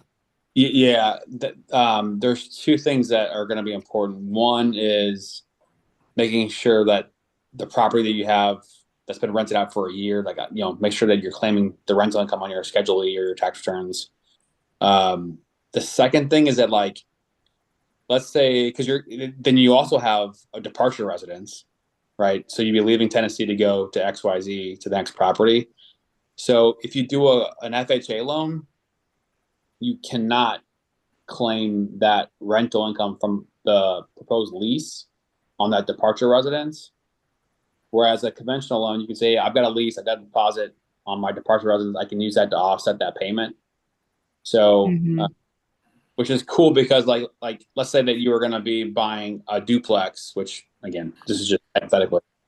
Like in old days, okay, I have to use an FHA loan to be able to do a multifamily. Now I can go buy a duplex with a conventional, use the departure residence proposed lease to offset a ratio. So like now there's more flexibility with different products to be able to, keep the ratios in line. Now the struggle that I've seen some people is, they just flood their, Schedule E with expenses. And it's like, okay, I'm gonna look at the top of the line rents, look at all the expenses, and we can add back in depreciation. But if you have all these expenses in travel and legal and all that stuff, and like then you take out the payment from all those expenses, like it could be a massive negative number, or then a struggle with DTI. So I'm curious how you handle like bigger ticket items in that, because it like you replace a furnace or something. Is that something you take out of the equation, or you fix up like a kitchen? Because this is like a one-time thing. So like your rental income going forward, how do you look at that? Yeah, if it's documentable like that, like it could be legal fees or like you said, repairing a kitchen or something remodel, like it's a one-time fee. Yeah, we can back that out, but then it's like, okay, are you going to be able to document it? And so, from the majority of people, if it's major ticket like that, you can document it. So it's just being able to show paper. Yeah, like we put in a shed that was like, $1,500, right after we initially bought the property. But then as far as like other stuff goes, like the rental income would be there, but only for a year. And not until we file our taxes this year. Right. I always extend my taxes. So like, I mean, depending on when you get your taxes down, when you buy, I mean, but then at that point, right, like when did you officially turn it into a rental? In 23 or 22? 23. Okay. So technically, if you bought a property tomorrow, you could still use a lease because your taxes aren't filed. So like you'd basically be using two leases. Oh, geez. Okay. Which is a little bit of a gray area, and underwriters do have discretion on how they look at that. So like if it's a murky file and ratios are tight, credit scores aren't like tip top, little reserves, like they could be more stringent on how they allow us to use leases. But yeah, I mean it's it's possible. And then on the flip side of that, like I have a client right now that's trying to purchase a plot of a land in like Houston area that's got a manufactured house on it, and it's got 4 acres with like horse stables and barns and all stuff. So it's like a kind of unique property for the area, and we'll use a debt service coverage ratio loan on it, so DSCR. So you're basically using the rents to cover the payment, and that's it. We're not looking at texture, we're not looking at anything. It's just the rents on it. But one of the struggles is that a lot of these investment lenders, they don't like manufactured houses. Yeah, they have to go to a different route to be able to find the right tool. And then I got another person who's self-employed. It was funny. I mean, hope she doesn't hear this recording here, but she's telling me, "Hey Joel, yeah, my business is great. Like, we're gonna buy all these properties, and I'm making $25,000 a month, and then I get the tax returns, and yeah, the top of the line revenue. She's got a good business. Top line revenue is $25K a month, but then all the expenses to her, it's not even nowhere near that, right? And so now we're going to do a different type of loan. And so like this is an alternative type of loan where you can do like look at the revenues coming in from the bank statements over 12 to 24 months, and so it's just a pure bank statement loan. And they're higher, it's going through kind of a separate channel, so the rates are higher in the 8s, 9s, 10s, all that stuff. And then there's another product that allows us to say, hey, okay, the loan amount is say 200,000. They've got 400,000 in cash just sitting there. Like they can get approved for a loan by just having the cash, and then not have to liquidate anything. Put your 10, 15, 20% down, depending on the situation and the credit scores, and so you can just qualify for the loan based on the assets just sitting there. And like I know 10, 12 years ago, those loans didn't exist. Yeah. So it's just a lot of unique products that are out there. Joe, what are you drinking? Yeah. Oh yeah, I just opened everybody showed what they had. What I miss? I don't know. Mikey brought his girlfriend's drink on, and I forget. Sierra had some kind of cream soda thingy. Yeah. What brand was that? Summit. It's from Aldi. Oh, okay. I had to go to 3 places for Dr. Pepper. Did you get one? Yeah, I drank it already. It's not 23 flavors or whatever, though. It was good. He got a sugar-free one, though. Yeah. Of course, it's not 23 flavors if it's sugar. 22 then. 23. Sugar's one of the flavors. Sugar's the only flavor usually. Yeah. No, it was good. Yeah. But it's kind of hard to get. I don't think Diet Coke is so much easier to get. Did anybody else have a drink? Just water. That's it. Who had wine? Did Frank have wine? Who had wine? No, I think Chris. Oh, Chris. Yeah, he texted me that his phone died. That's why he trailed off. Oh. I think yeah. He had a lot of helpful information. Yeah. Yeah, it was nice knowing you guys. Fun hanging with Chris next week. How was Bright Investor? I saw you and Sierra on some Bright Investor stuff. I missed it. I forgot about it. I'll let Sierra talk first. Well, I told him this morning it wasn't overly insightful, but that it was good. I mean, the way that he ran that was interesting because it was almost like he was kind of, because I haven't been on one of those before. I've been on a different kind of Zoom with them. It was almost more like a coaching type of platform. Coaching plus like hyped up to like market. So. Yeah. It was definitely like he had a pitch ready and almost like he was preparing to like go give the speech at a conference or something, Oh, good thing I missed it then, maybe. But he was definitely getting people hyped up. Yeah, I wasn't expecting that. I haven't been on any of those, so I didn't know what to expect. Yeah.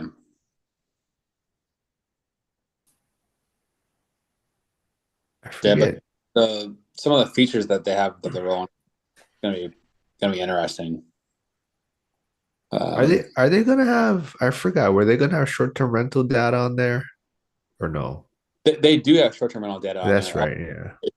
Like I don't think it's very useful, at least the way that I use it, because when I use AirDNA, I'm pulling projected rents and possible expenses and vacancies and all that stuff, and like the way that their data comes through, it's in a different format and just not. It was kind of confusing. I didn't understand it.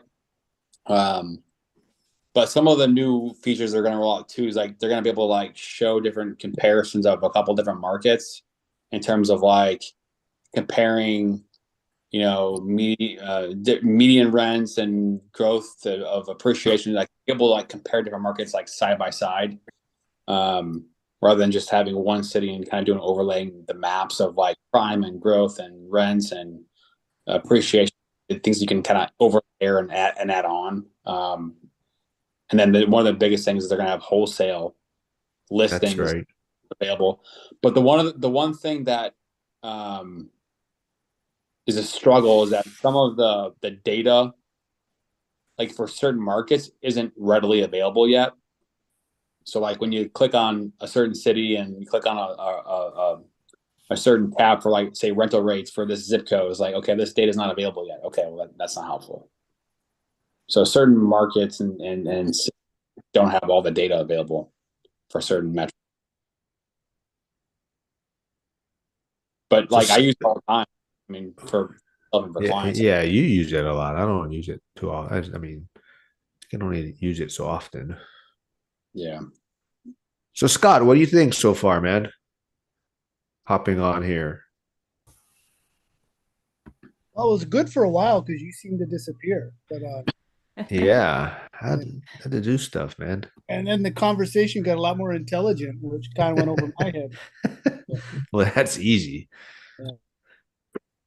Oh, I can see the value of being able to talk with people, and because Oh I'm going to need some man, advice down the line, because I'm trying to figure out what my end game is. Do I just hold on to these properties until they're destroyed, or is there a certain moment when I just get out? Um, you know, my idea is that my kids at some point can sell them all and 1031 it into a place in Hawaii, and transition right in. I mean, that's my kind of end game, is that they're going to be able to take these 4 properties, sell them, and buy something here. But anyway, no, yeah. I appreciate all you guys. Oh, thank you. Why don't you put your contact information in the chat so that they can grab it and you guys they can reach out to you or There's a chat. um Yeah, I sent you a message, Scott, if you want. Hey Just from Scott, if you're going to there's hey. That is there a Zoom oh, chat? I got a lot to work with, man. You know what's funny is I signed up for Instagram, and then the next day I was the first guy on Instagram to buy my last property on that turnkey. Yeah, I don't see them And I was the posting very first much one stuff in anymore. because they switched to an Instagram model for selling their property. And then I never used it again. So but it paid off once. Okay. Let me work on this for a minute. So Joe, any Vegas hopes to see you this soon or not yet? Can't convince you? Yesterday have been positive traction on raising capital for my Florida project. So that's the wild card. If I can get that figured out,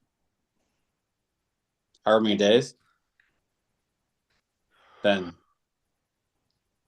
Yeah, I don't know, 6 weeks maybe. yeah, Yeah, Sierra reminded me it's the 17th. We all know you can get lots of work done in Vegas, so feel free to go. Lots. Yeah. Because you're up all night, so you can get double the amount done. Right. There you go. Sarah, do you ever sleep? Like, I feel like you get on these at like 8:30, like chipper, like it's like bright in the morning, got my lights on and my coffee. And Do I ever sleep? Yeah, I took a nap today, so that's why I'm good to go. You took a nap today? Yeah. I've been up since 2 o'clock.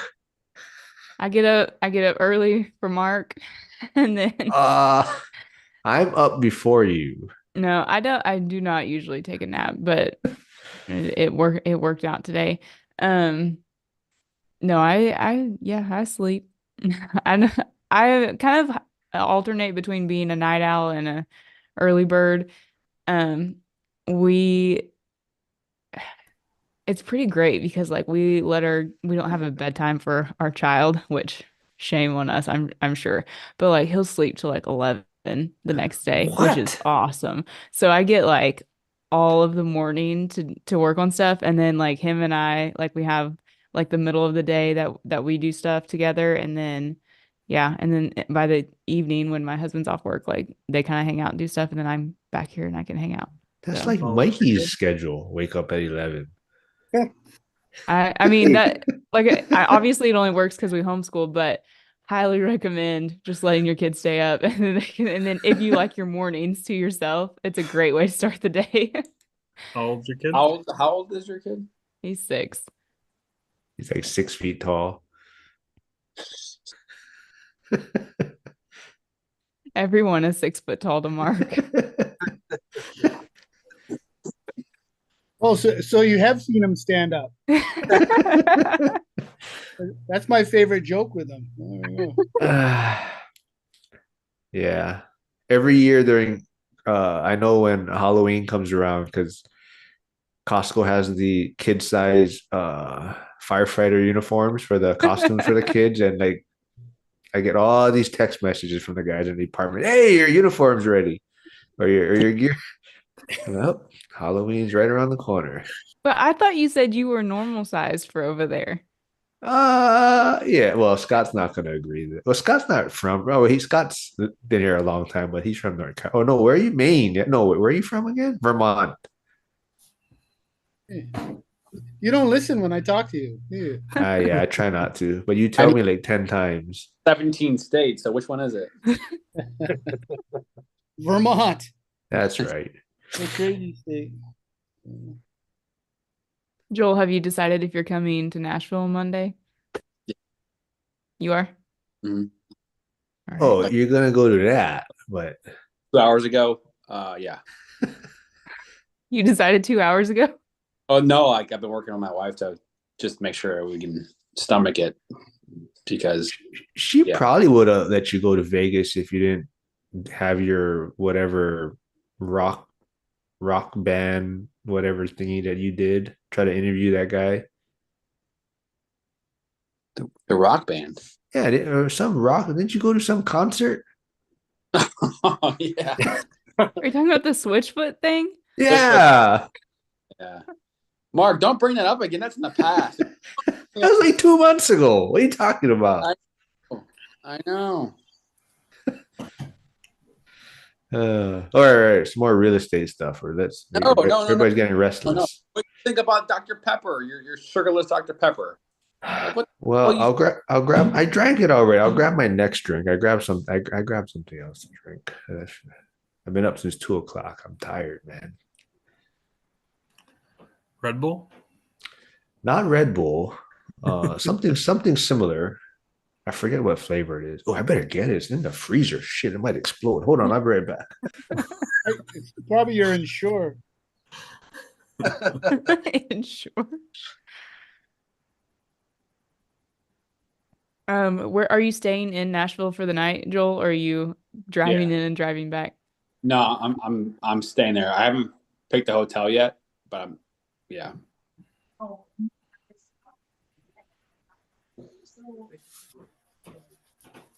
Well, I'd host you, but I'm an hour the wrong direction from St. Louis.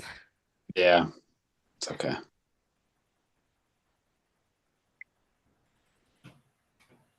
The suspense for Mark's drink. Probably forgot his stool. He probably can't reach it.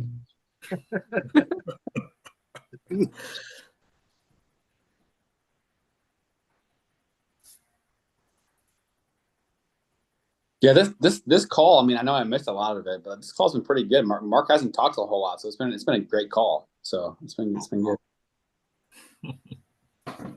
He'll make up for it. Hey, if it's okay, I was gonna run a deal by you guys. Joel, it's the one I've been chatting with you about on the multiple properties. Mm-hmm. And so how that came about was I saw one property on the MLS in St. Louis that looked like a decent deal. And in the description, it mentioned that it was a package of 8 properties. And digging into it a little deeper, I realized we couldn't do, well, I don't think we could do all 8. And I figured all 8 were not choice. So we went through the list, my wife and I, we picked what we thought were the best 4. And that's why I mentioned that to you. And then I sent those properties to my property manager in St. Louis, and he gave me feedback on all. And one of them was not in a great neighborhood, he said. So that has my list down to 3. And I was just kind of curious if anybody's done a deal like that where it was a portfolio loan. I reached out, to you, and I had checked in with the guys over at Convoy, but they said the minimum on each property would need to be around 100,000. I think the loan minimum was 75. And so I was just trying to think of different ways that we could do that. And I wonder, when you think about that, do you just put, so just say, for example, there's 4 properties and they're all 60,000. So the overall purchase price would be 240. Do you just think about that maybe as like a single purchase, and do all the numbers the same? Yeah. I mean, the person that I've been corresponding with, they'll look at it as one package. It's basically a blanket loan. So 25% down, 20% down on the full thing. Yeah, you just treat it as one thing. And, you are going to get an appraisal across all properties, but you're getting one title insurance policy. There are some synergies in terms of the cost, but yeah. Now, the points and the fees and prepayment penalties and all that stuff, that's something that I still have to figure out. But does that answer your question? Yeah, I was just curious because when I was running the numbers, that's how I did it. I packaged everything together, and kind of treated it like I was analyzing one loan, one property for 240 or 250. And even at the current rents, one's vacant, and they're all between around 750 or 800. And at that, even though they're the rents are under market, it's still cash flowed. So that's what had me thinking that it was a good deal, a pretty good deal. And then that also put me on the thought process of if it would be easier to, say, purchase 2 separately, but at the same time. Yeah, I mean, like, the biggest thing that comes to mind is that if you've got a package of deals like that, a package of properties like that, and I'm not sure how long they've been on the market, but if you have a motivated seller, I mean, that kind of goes back into, okay, let's say you have a blanket loan, you're going to buy 4 of them all at one time, put 25% down, and then negotiate some type of seller carryback, as a lien, and maybe they carry back 10, maybe even 20%, depending on the deal. Try to keep as much of your cash as possible. Obviously, the deal has to cash flow and all. like conserving cash. That's the very first thing that I'm always looking at when I look at a deal. As long as the deal, cash flows somewhat, but conserving cash is the most important thing for me and how I look at things. Yeah, and I assume that there would definitely be some negotiation in there for repairs and stuff once inspections were done. But they're in an LLC of some kind. So I don't know if it's like a actual company or a private person that owns them all. Where my agent there is supposed to get a hold of me tomorrow and have well, Alicia, you said you were familiar with Alicia Sierra, I believe. She's with EXP. You talking to me or Sierra? Sorry. You. Alicia Sierra is our agent there. Oh, yeah. I thought you mentioned you might have known her or knew of her. Yeah. Did they give you an individual price for each property, or What's just that?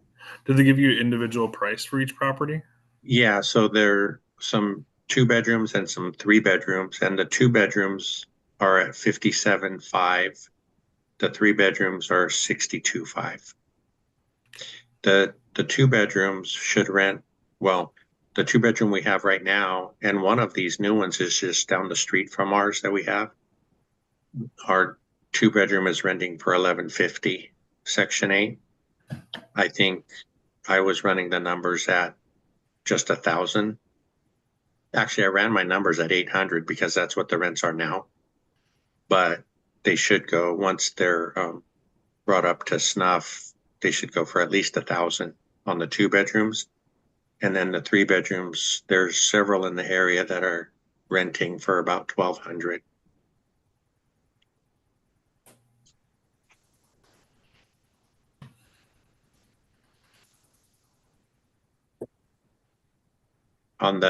When I look them up under the FMR, the 3 bedrooms are listed at 1,565. And that's what caught my interest. Really? Yeah. I don't know why I don't think they could realistically get that number, because even when I see the higher priced ones on like Zillow for rent, you see some 13, maybe 1450, Yeah, and that's without utilities, so that might be that differential there. And some counties don't always go up to that number, so that is part of the issue I had too with one of my units. Is like I was looking at the number as like 905, but my PM got back to me and said like, oh, their normal rent for that area is like 475, and I'm like, what? How's it that far off? So we're checking to see if we can up it some and base it off of 2024 numbers. So I'm sure that's part of it. It might be an old number. So 475. Yeah. Like it wasn't within reason. Mikey, we got to move over there, man. That's like a week of gas for me. They're not all like that. It's just that area. We have some duplexes across the highway that I looked at purchasing, and each unit is one's rented for 400, the other one's rented for 475. And it's like some kind of weird arrangement with the one that's rented at 400 where they like take care of some of the property management duties or something. But then before they put them up for sale, they renewed their leases for like 18 months or something. And so it was wild. So just they have set for so long, but there's like a new steel manufacturing plant that's going up over here, and so I know the rent on them is gonna go to market value like once those leases are up, but they wanted to like protect the tenants and yet ask top dollar for them. So it's been interesting. But yeah, I was just like, I just want to I just want to buy one or can I maybe I could just move in and rent for 400. Like that would be great too. What are they selling for? Um, 200,000 each. For both sides. Right. No, well, there's two duplexes. So Yeah. So yeah. Yeah. So you could get 4 units for the 400K, I guess. But I was just looking at getting one of them. But yeah, that's what the Yeah. rent arrangement was. Yeah, all four rents wouldn't even cover one of the duplexes. Yeah. Yeah, They will eventually Right. but yeah, not at the acquisition. And that I had put them in a video that I did about the best deals, but that was the thing. It's like if you follow the rules and you have to cash flow from day one, then you can't do it. But they will once those leases are up. Yeah, I What was are looking at. market? Oh, sorry. Go ahead, Frank. I was just going to ask what market rents are, what the real market rents are right now. So, I mean, those are 2 bed, 1 bath with a little yard and they have a shed and they're very like nice, well taken care of. I would say in our area they would market rent. It's hard because I'm like in a really rural spot. So my guess would be 1,000 per side. Um, our 2 bed, 1 bath single family home we have rented at 1180 right now, and it's like 880 square feet. And these would be probably similar to that, but within a duplex. So that's kind of my line of thinking. And with knowing that those new jobs are coming in at that manufacturing plant and knowing that there's going to be some demand for housing with that, uh, I think there's just not a lot of housing out here. So it's going to be kind of competitive when it comes to that. So I think it would be somewhere around there. But it's hard to, double the rent on a current tenant. Yeah, you'd have to wait till their lease ends and then get them out if you want to make that work. Yeah. But yeah, Dion was talking about one that they did to him like that, where he was set to buy the place and the landlord renewed the leases at low rents as well, and that shot the deal. Yeah, especially at that long lease, 18 months, that's a long time to wait. Yeah. Yeah. I had someone, I was looking for a duplex, looking at a duplex, and they rented one side out to their son, and it locked them in the lease until like middle of 25. And I'm like, it's so far under market. It's like, I can't sit and wait that long for it to cash flow, Yeah. If I was in a different spot maybe, but like that's too long. If it was like 4 months, like I've done that before and then raised it after that. But like if it's a year, no way. Well, yeah, and it depends on how much you're having to raise it too to get it to market. Like, Yeah, I've had to raise to market before and almost double like what they're at, and like I've taken a couple approaches to it. I've tiered it where I've upped it over time, and then I've like brought them up to market right away, or not quite market, but substantially increased. So you gotta. It's a hard situation. Dion probably does it the best way. With a PM, it's kind of hard to do that. So it's a little bit more challenging. yeah. Yeah, I was conflicted on whether or not to try the binder method when we went to ask our tenants if they wanted to renew this year, because it's just been 1 year, and I know a lot of people do 2 year leases before they up rent on people. But there's like that's the weird part about having a lease renew in the winter, is that like there's not any comps to like really run it against. So when it came to looking at the binder method, I was trying to see what was available to rent, and there's only like 3 other places to rent in the entire city. So I'm like, this isn't helpful. Like I could just charge whatever I wanted. There's literally nowhere for them to move. So yeah, I was just like, we kind of want to, we want to, they've been really great tenants. So I kept it the same, but told them we were going to be changing platforms to a rent collection thing that's going to be cheaper for us. So we're going to come out ahead and things stay the same for them. So that's what we're doing this year. That's what I forgot to ask you. So you're gonna collect the rent through Base Lane also? Yeah, Oh, okay. but I'll do away with him lane for now because we don't need it. Yeah. I like Base Lane. Pretty good. But yeah, I don't know. I mean, did anybody remember the homework from the assignment to get some street names to see if we can pronounce other people's streets in there where they live? How are we gonna show it? I don't know. I don't know what's the easiest way. Yeah, I'm ready. You want me to screen share?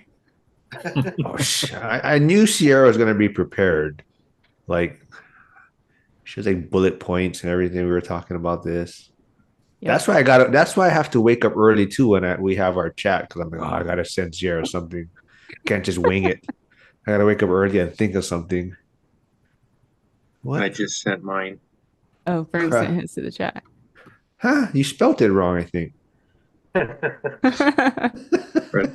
Pronounce that. That's fake. That's oh yeah, Mikey, show him something. I'll give you the answer next week. All right, who wants to go first, or who? Well, you want me to try to say this, Crawlge? Yeah, I would have went with that. That's what I thought it was forever too. Oh, it's not then. No, it's actually well, where we live, they were a prominent family. It's pronounced cry. What? Oh. He's not joking though. Supercalifragilistic.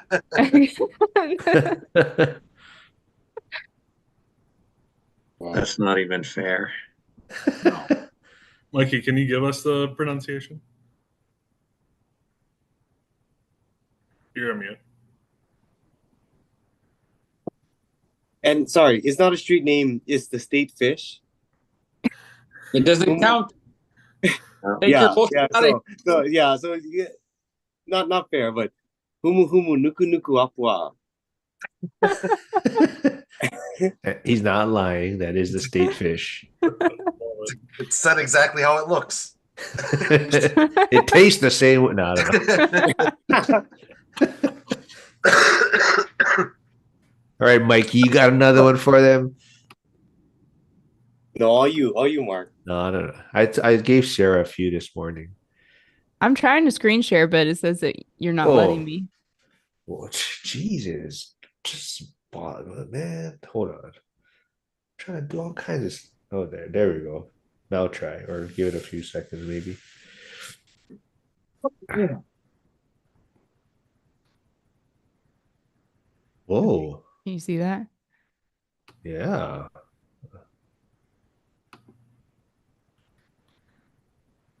So organized. Lukiba. Yeah. Yes, we got one. Low Kiva. Oh. Low Kiva. You actually, oh my goodness. Next time we gotta send all of them to Sierra first and she'll prepare us. She'll get them all. She's got the pronunciation Yeah, exactly. Vicky, I would hope. I'm thinking VC. I'm going to VC. Oh, Visai. Nice. Oh. Good try, guys. What the hell? Alex? Els. Alec. What? I know that one's crazy.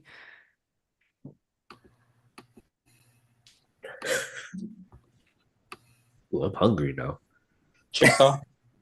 Kasha. Shakaka. What was that from? Ace Ventura? Yes. Yeah. Shakaka. Chickashay. Ricochet. All right, last one.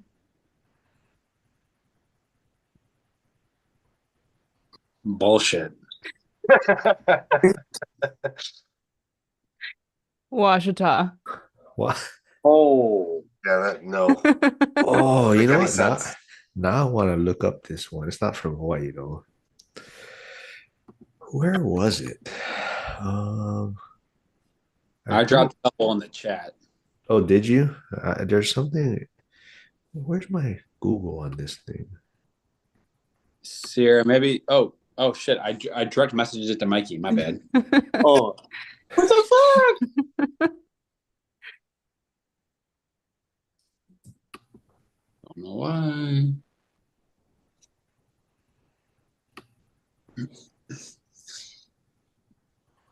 Gravois. I liked the hand gesture at the end. Shoto?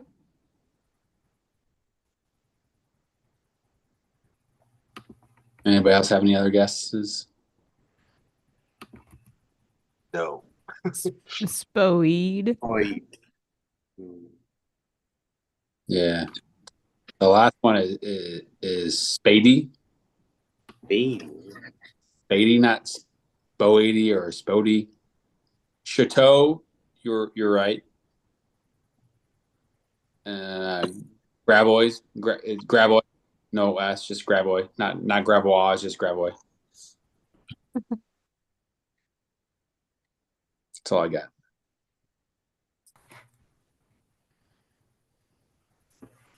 Oh, geez. Chikimanga.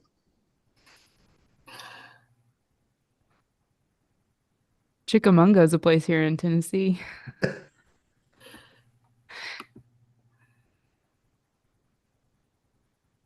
Chickawa Magon. Pretty close. Yeah, Chiquamagon. No shit. Is that next to Menominee Falls? Oh yeah.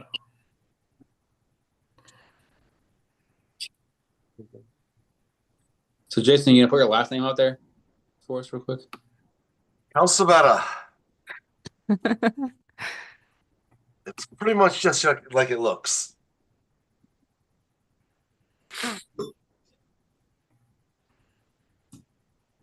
It was kind of hard looking at the Oklahoma names because I grew up with them and I'm like they all make sense to me. So I had to like show them to a couple people and be like, "Can you say this or not?"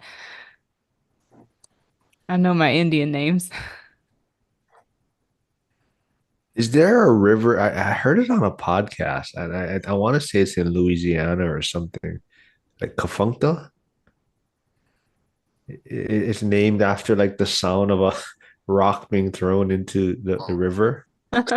No, I'm sure I heard it on a podcast. They're talking about it. That's why I was trying to look it up, but How you spell it?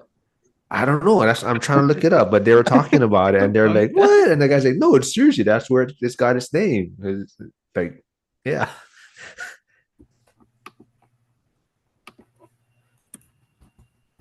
I don't know. Mikey, did you show them any? All right. Oh Oh, no. Frank gotta go soon. Oh, See you all oh, soon. yeah. Oh, yeah. All right, Frank. Thanks for stopping by, man. Yeah, I'm gonna get going too. I gotta double up on cold medicine and try and knock this thing out. Got to get the Sudafed from behind the counter at the pharmacy. That's the stuff. I do have those. Yeah, and yes, it is the little red dots. Yeah. I will see you all later. Have a good All night. right. Thanks, man. Let us Yeah. keep us updated. Take care. Bye. Right. I was gonna tell him if he needed the bat signal. That was him, right? That was messaging the other night, saying he was drinking and stuff. Was that him in the group text?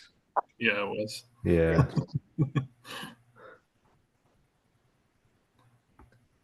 Oh. Yeah. That's what I was going to tell you, Mikey. If you need you just call the bat signal if you need help. Oh yeah, no. Well, I only take your time when it's a critical emergency. Oh, man, I'm up all day. Yeah, Mark's the one who doesn't sleep. Yeah. Mostly because he has cats. So, I was trying to get the cat to come in here, but she didn't want anything to do with it. well, my dog wanted in here and now he's upset that he's in here. Yeah. Well, I don't know. Anybody else have stuff they want to talk about? Hey, Yeah. He can't make up his mind. Mikey, is your girlfriend still here? Yeah, How long is she here for? till Valentine's Day. Oh, damn. What? Yeah. Oh, wait, and then you're gonna go to Vegas right after that. Yeah. Why Yeah, didn't so you bring her to Vegas? I know I was trying to, do the numbers and everything, and it was too much to take her. So Smart answer. so I told her next time. It's live, yeah. So just watch out what you say. Yeah, no comment. Yeah. Yeah, don't have her come. I don't have someplace to crash if not. Did you not book a hotel yet? I did not. I was gonna wait till the last minute to see what kind of discounts I can get. Well, I told my other friend that lives there, I said, hey, might be staying at your place a few days. and I told Mikey, I said, Mikey might sleep on your couch or whatever. Oh yeah, anytime. Yeah. Shit, Wait. man, I can sleep on the floor. What? Mikey, raise your prices at the end, man. Don't forget. I'll just hang out in the hall. One of the Airbnb guests we had got kicked out, and the building manager calls us up like, "Hey, I think one of your guests is sitting in the hallway with all his luggage." It's like, what? So yeah, I had to go figure that out. It's like, dude, you can't stay there. Yeah, it's crazy, man. People complaining about roaches now too. It's like you're on a tropical island. What do you expect? No roaches. That would be that seems like the expectation. Yeah, you would think. I mean, like outside, like on like the patios, or like inside the house. Oh, I mean, they've seen a few like here and there, like in the unit, and we're like, well, I mean, I don't know. Don't leave food out.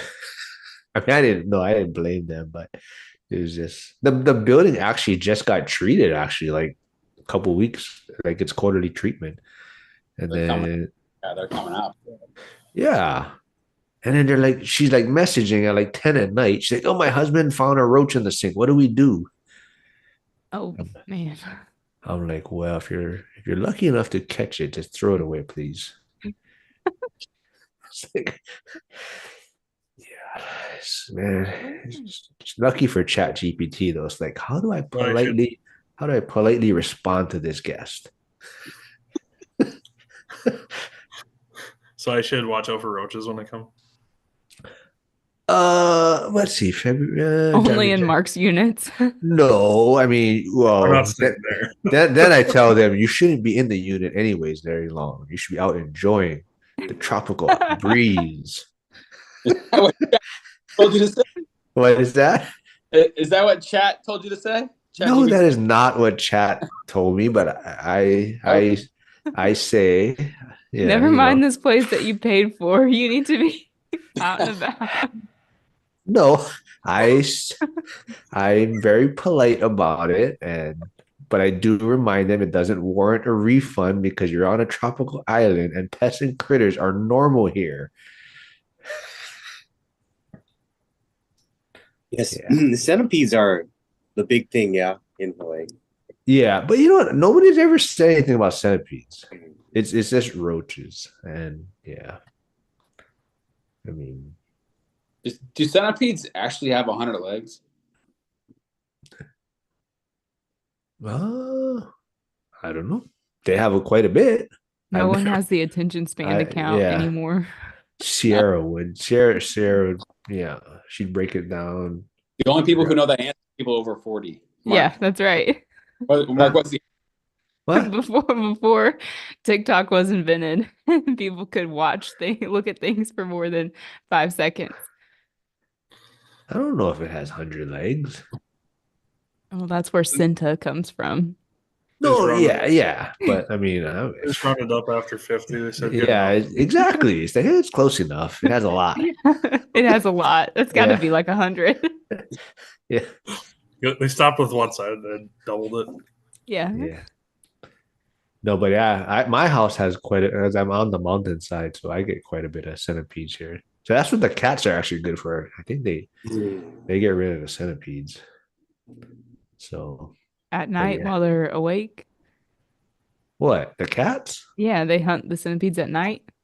I don't know when I just find centipedes every once in a while. Yeah, I don't know what the cats do, Code man. word for roach? Did I miss What? something?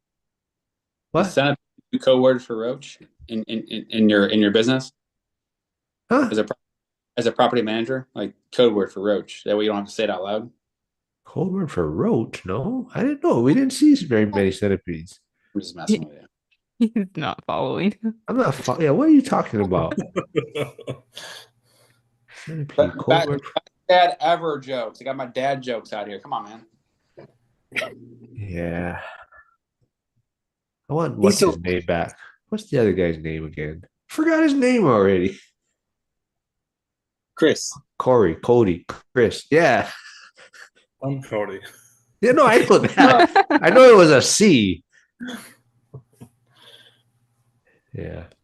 Hey, Cody, so you're gonna be in Maui for most of the time out here. So it'll be pretty hard to meet up then, yeah. Yeah, I'll only be there for a night.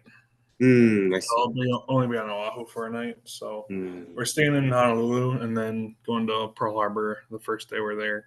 Oh. But maybe if I get a chance the first night potentially. Otherwise, I know it'll be probably pretty busy the next day. Yeah, so we do Pearl Harbor, then fly out to Maui. You heard all the crazy stuff going on here nowadays, the past few weeks? What kind of crazy stuff? Just, I don't know, man.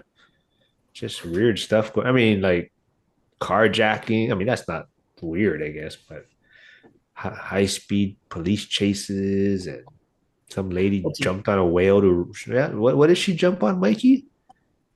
The lady. Well, I don't follow the news. What? I don't know. Some lady got in trouble because there was like a baby whale that was kind of stuck or trapped, I guess. And she like rode on it. She like jumped on it and she was told, do not do that. And she got on it and there was videos of her. So then she got, I don't know if she got arrested, but she got spoken with by police and stuff. So I know yeah, there was that. There was, yeah, some police chases happened on New Year's Day. Yeah, like 50 cop cars just driving back and forth chasing this dude. He shot somebody, then he carjacked someone, and then An island seems like a terrible place to get into a police chase. Yeah. Well, so that's another thing. That's another thing was like the retired police deputy chief or whatever. I forget what he was, but he was like, it's kind of they don't know why they were chasing the guy. I mean, he felt like they were putting the public at risk by having this high speed chase because I don't know. Damned if you do, damned if you don't, right? Yeah. I kind of figured those things would happen in a bigger city, though. So yeah, it's no worries. yeah, but yeah, you'll have fun, man. I mean, shit, I don't know. When's the last time I went to Maui? It's probably been like 20 something years. Oh, really? Yeah. Yeah. When's the last time you went, Mikey? I go quarterly for somebody is waiting to join. I gotta pay attention to this. We have a visitor jumping in. Hyder. No, it's not Hyder. Josh. Josh is jumping in. The stoner is here. There he is. Now it's a party. The Lakers must have won. That's why you jumped in or something. No, the Lakers. Let's see. What time is it? Yeah, they should be on. They started at 7, but I don't know, man. They've been killing me. They're like on a losing streak right now. At least they're not the Pistons. Yeah, exactly. At least they're not the Pistons, right? It could be a lot worse. So even San Antonio, I think, is another team that's doing really bad this year. Well, I saw that because they were talking about Wemby. Like he's kind of hard to play with. Like What do you mean he's, hard to play with? I mean, he's so talented, but I guess he's still trying to figure out how to play the game.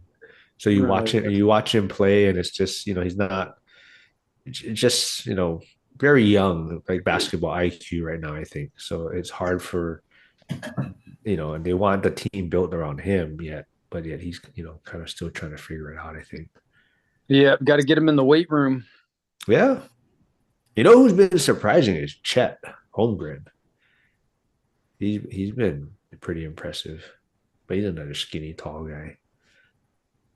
So what did But I miss? I know you guys have probably been. We were watching for a little while, but we were making dinner, and my wife's going through all her stuff for sales convention that she's going to. So we've been trying to spend a little bit of time together because we don't get that much time.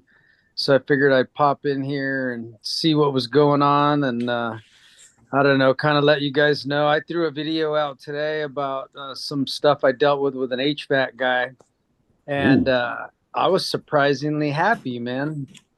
oh, I didn't see it going that way. I thought you were going to say you roughed him up or something. No, well, I always hear Dion talk about, you get an HVAC guy out anywhere and they're like $500 minimum. So we were kind of expecting something to go on with that. We had a problem with some heat was blowing underneath the house, and what we obviously don't want rodents going under there if it's warm under there. So we had a estimate done the other day for some insulation, and he noticed that heat leak.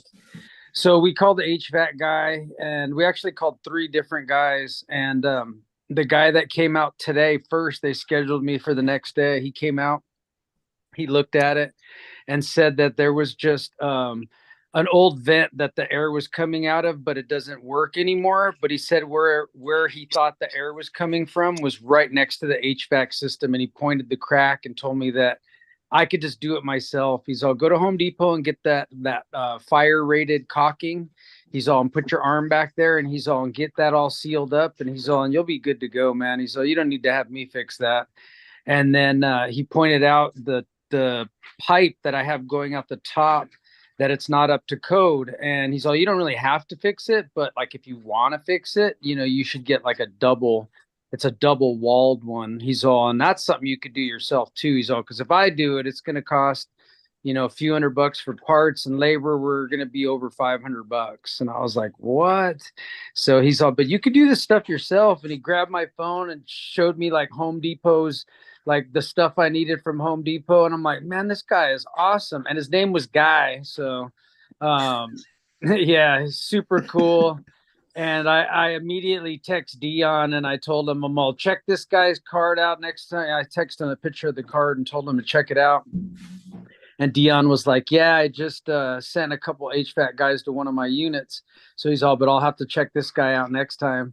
And, I'm like, you always hear bad stories. I definitely want to share a good story about a guy up here, but his name was Guy Hale, and he's out of Olympia up here in Washington. That's awesome. Yeah, that's awesome. So the cool thing was he didn't charge me for any of that. And the service fee was $99 for him to come out. And he didn't even charge me for that. He just shook my hand and he's like, man, he's all, it's good that you guys are, trying to do what you were doing. And, he liked the place. We told him we're trying to get some people in here and they can be proud of where they live, and, so I think he was just impressed with, what we're trying to do. And it being our first, we told him it was our first property, and he was pretty jazzed on all that. So yeah, he just let us walk for free. I was like, what the hell? Oh, this is cool.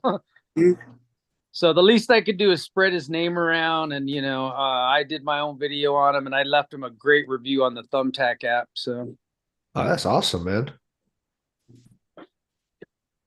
Yeah, that sounds so rare. Yeah. Right? Yeah. So I don't know. Like I told my wife, we've been having some pretty decent luck. I mean, some things fall. We even had a leak on our side, and the guy who was doing the installation estimate found that too. So we had a plumber come out today. Actually, it was Dion's guy he referred, and he came out and he told me exactly what it was, capped it off, didn't charge us much, and that was it. And it was done. So yeah, he was a super guy, cool guy. He's up here out of Olympia as well, and his name was Jeff at Affordable Plumbing.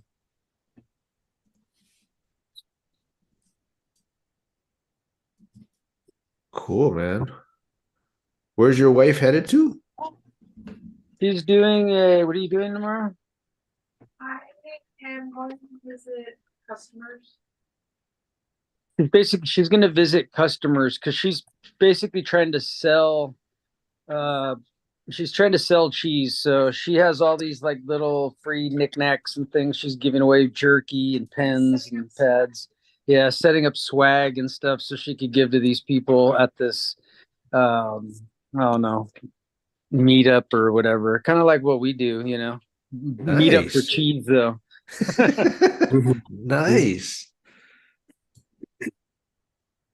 Yeah, so she loves her job. She just she got into this company and ended up she moved up really quick. She got a job. Basically, she was we always laugh, I don't know if you guys watch Seinfeld, but George like had that fake job where he was importer exporter.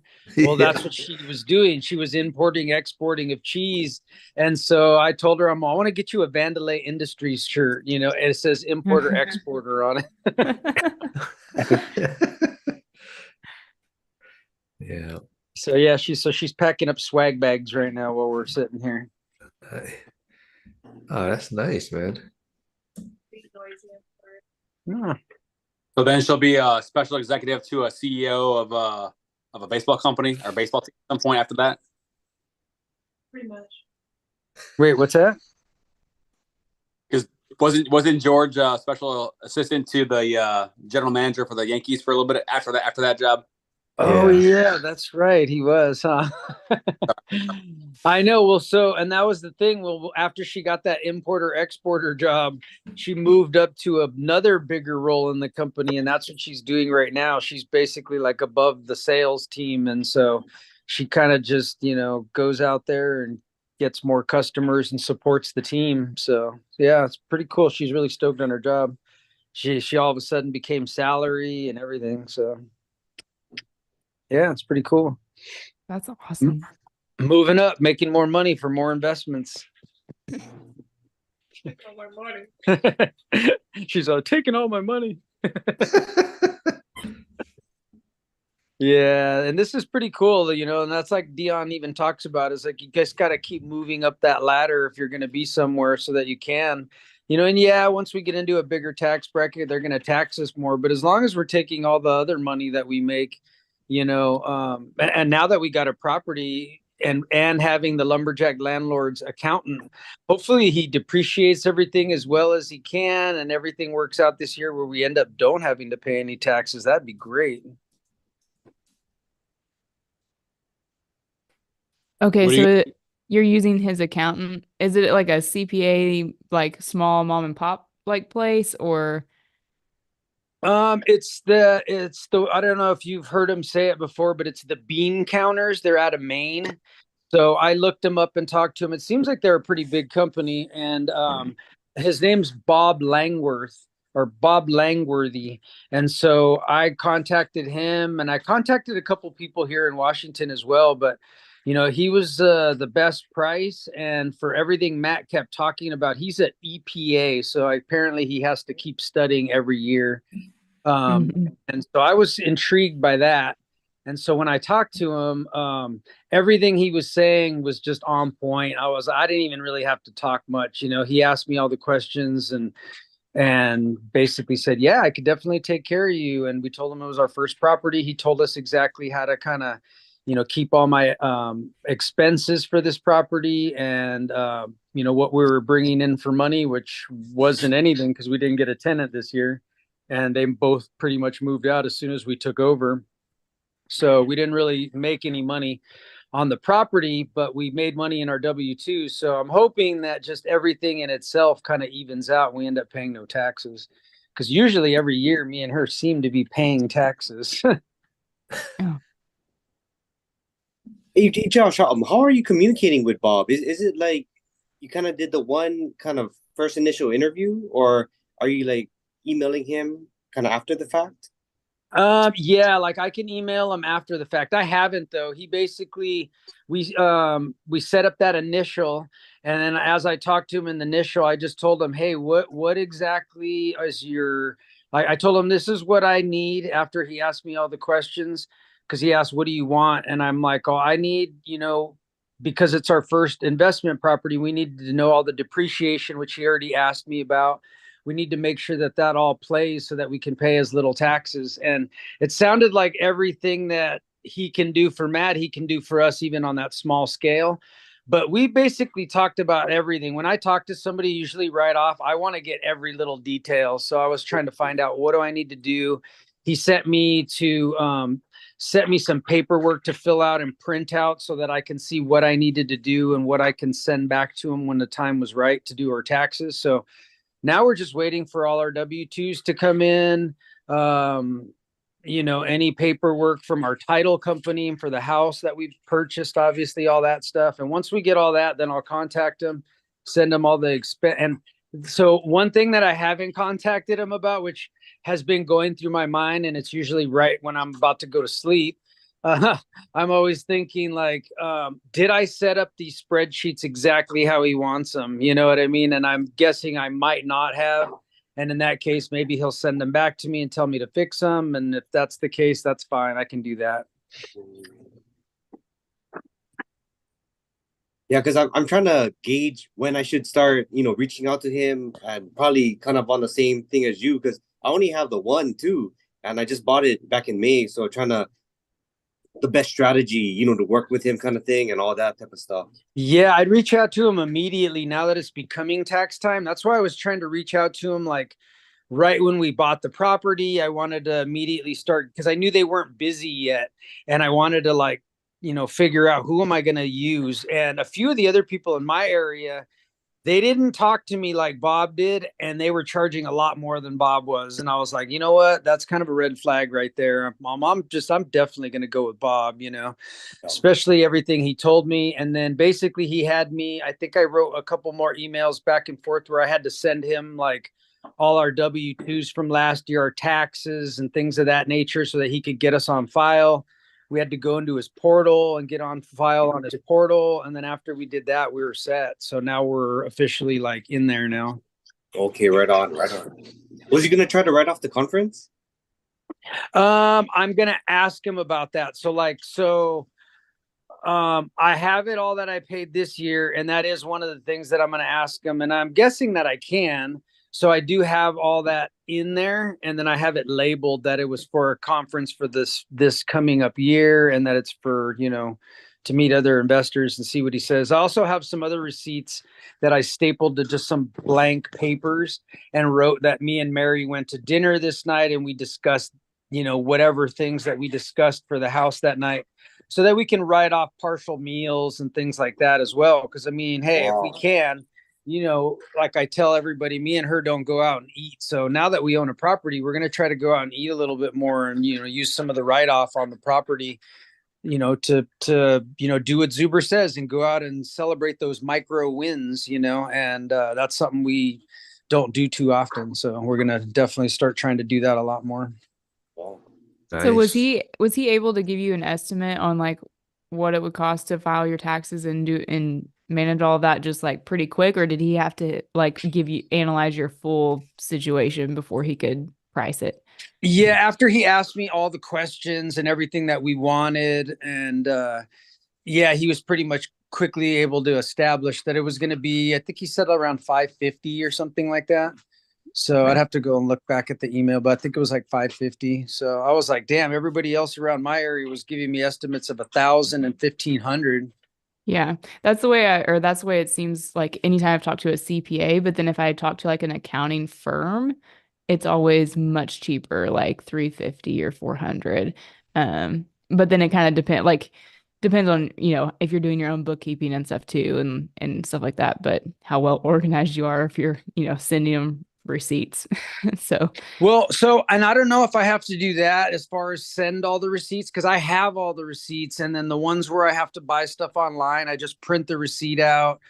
I think I went through all my receipts of I don't know how many Home Depot receipts, and only ended up missing one of them that I couldn't find. But the cool thing is when I do go to Home Depot, I set up one of those pro accounts so that every time you reach a particular amount of money, you get, money back.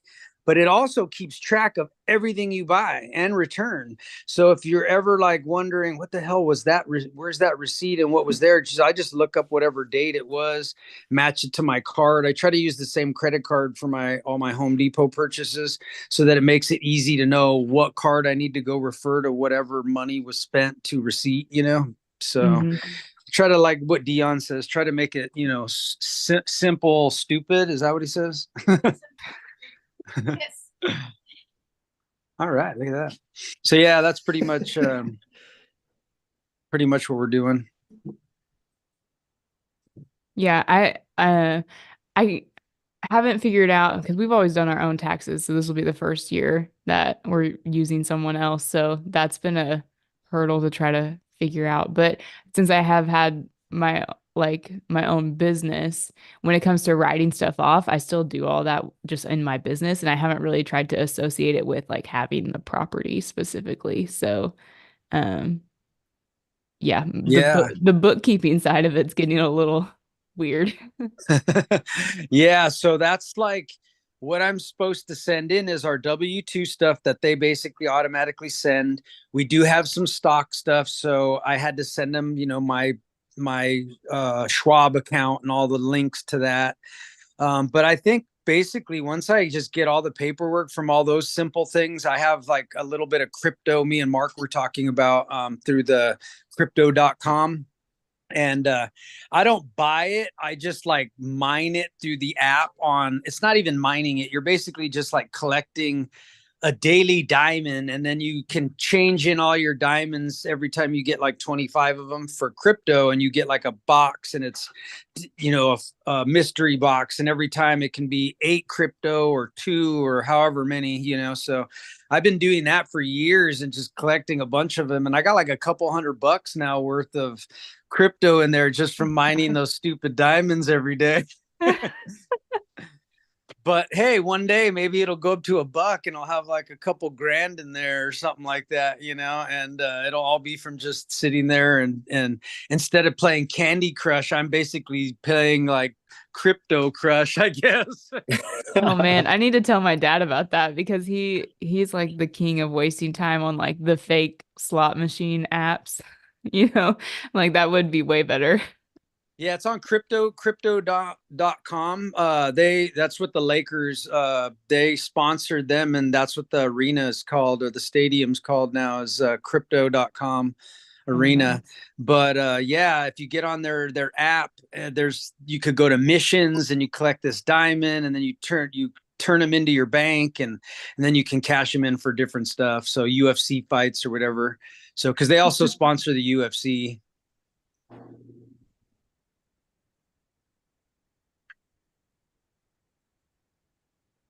Are you okay with talking about what you got, I don't know, censored, or what happened on Instagram you sent me?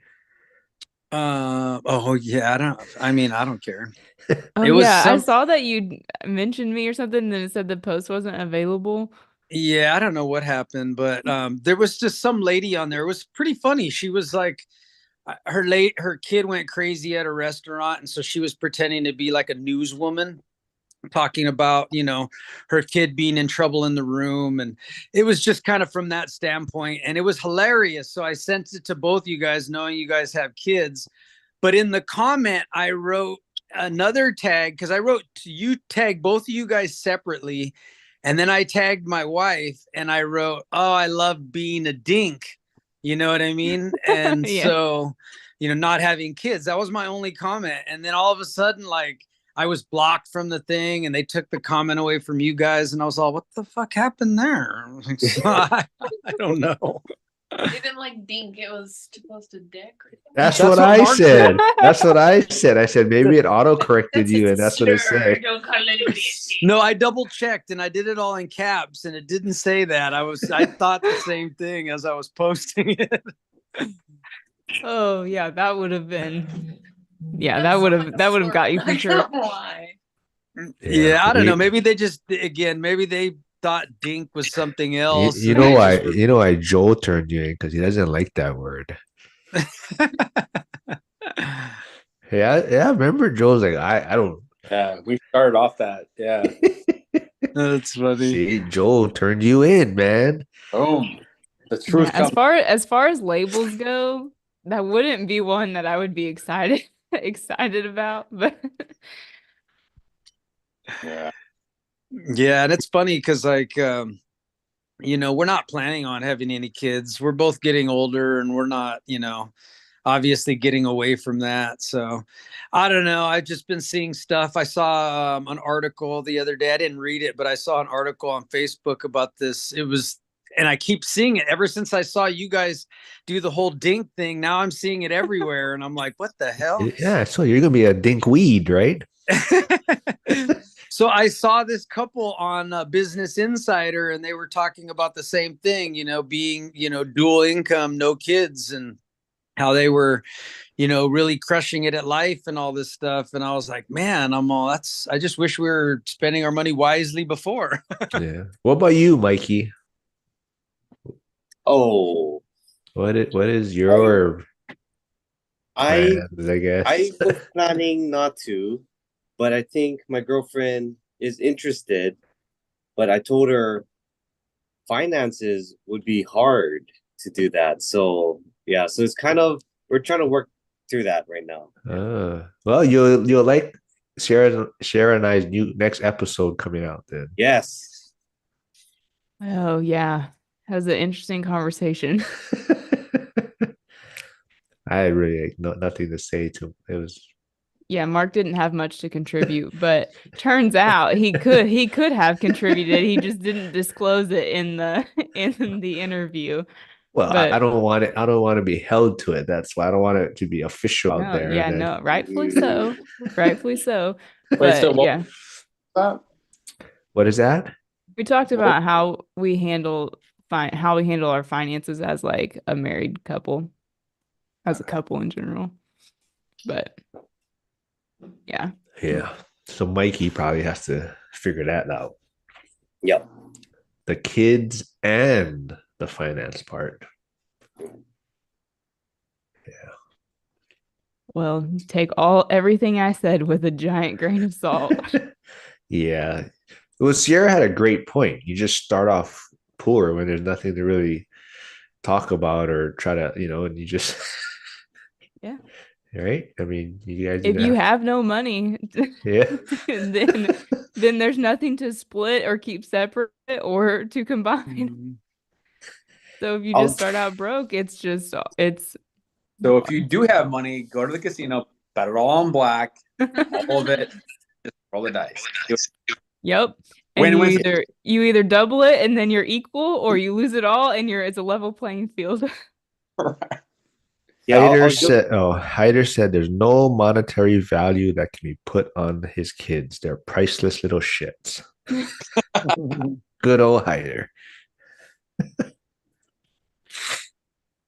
Yeah. I mean, I guess they're expensive, sort of.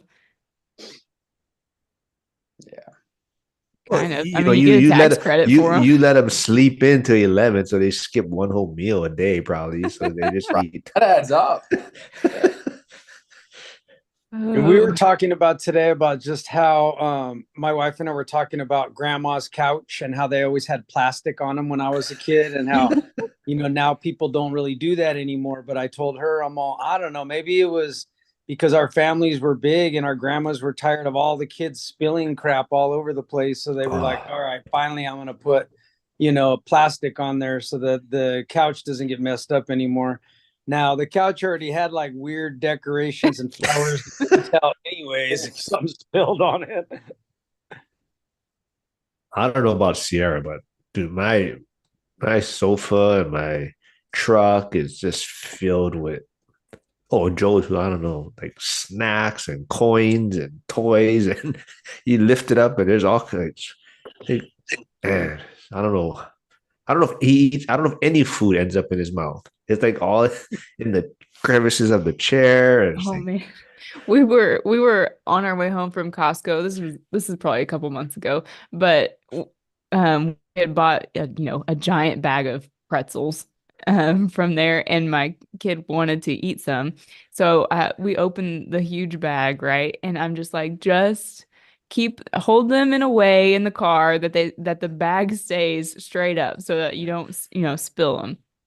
So he's like dedicated to this, and lo and behold, we're like not even a block away from Costco, and a car pulls out to the point like into our lane, and we have to swerve, and the entire bag of pretzels falls, and but we're like all in shock from avoiding the car accident, and he's just like, I didn't spill the pretzels. He just like doesn't know if he's gonna be blamed for the. I mean, and the entire floor of the vehicle was covered in a layer of pretzels. So, bet you were driving. But it would no, I was. Although, yeah, But did you open the pretzels? I did open them for him. You're at fault then.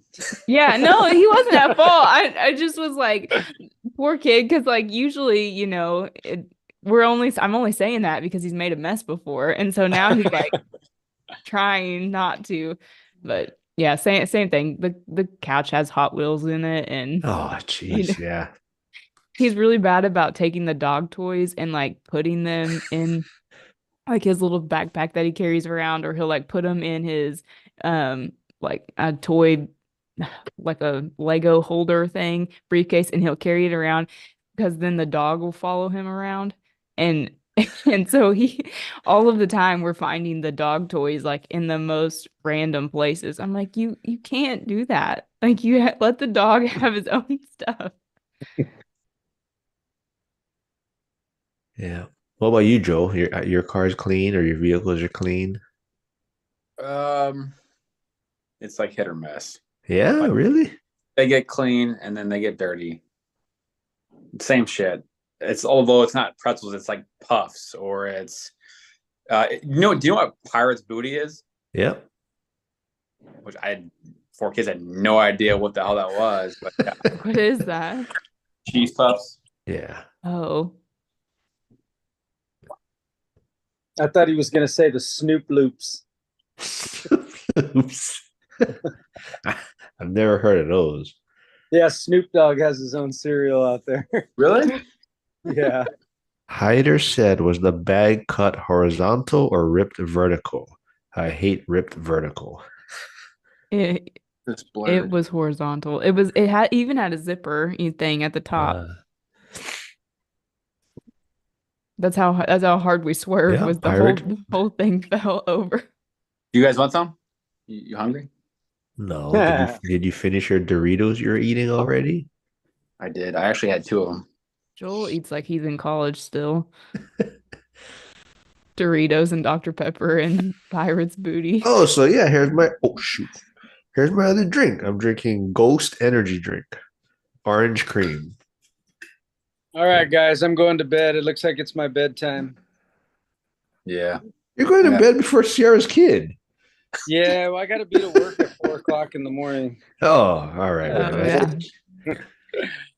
All right. Nice all right, man. Thanks for hopping. Yeah, thanks for hopping on, yeah, man. Good to see you. Dude, I gotta get up early. All right, we'll talk to you guys next time. All right, man. Okay, Josh. Bye. Did you say you too? Yeah, me too. I got to take off too. Yeah. His girlfriend's here. Yeah, how do you do these things? How does she let you do this stuff?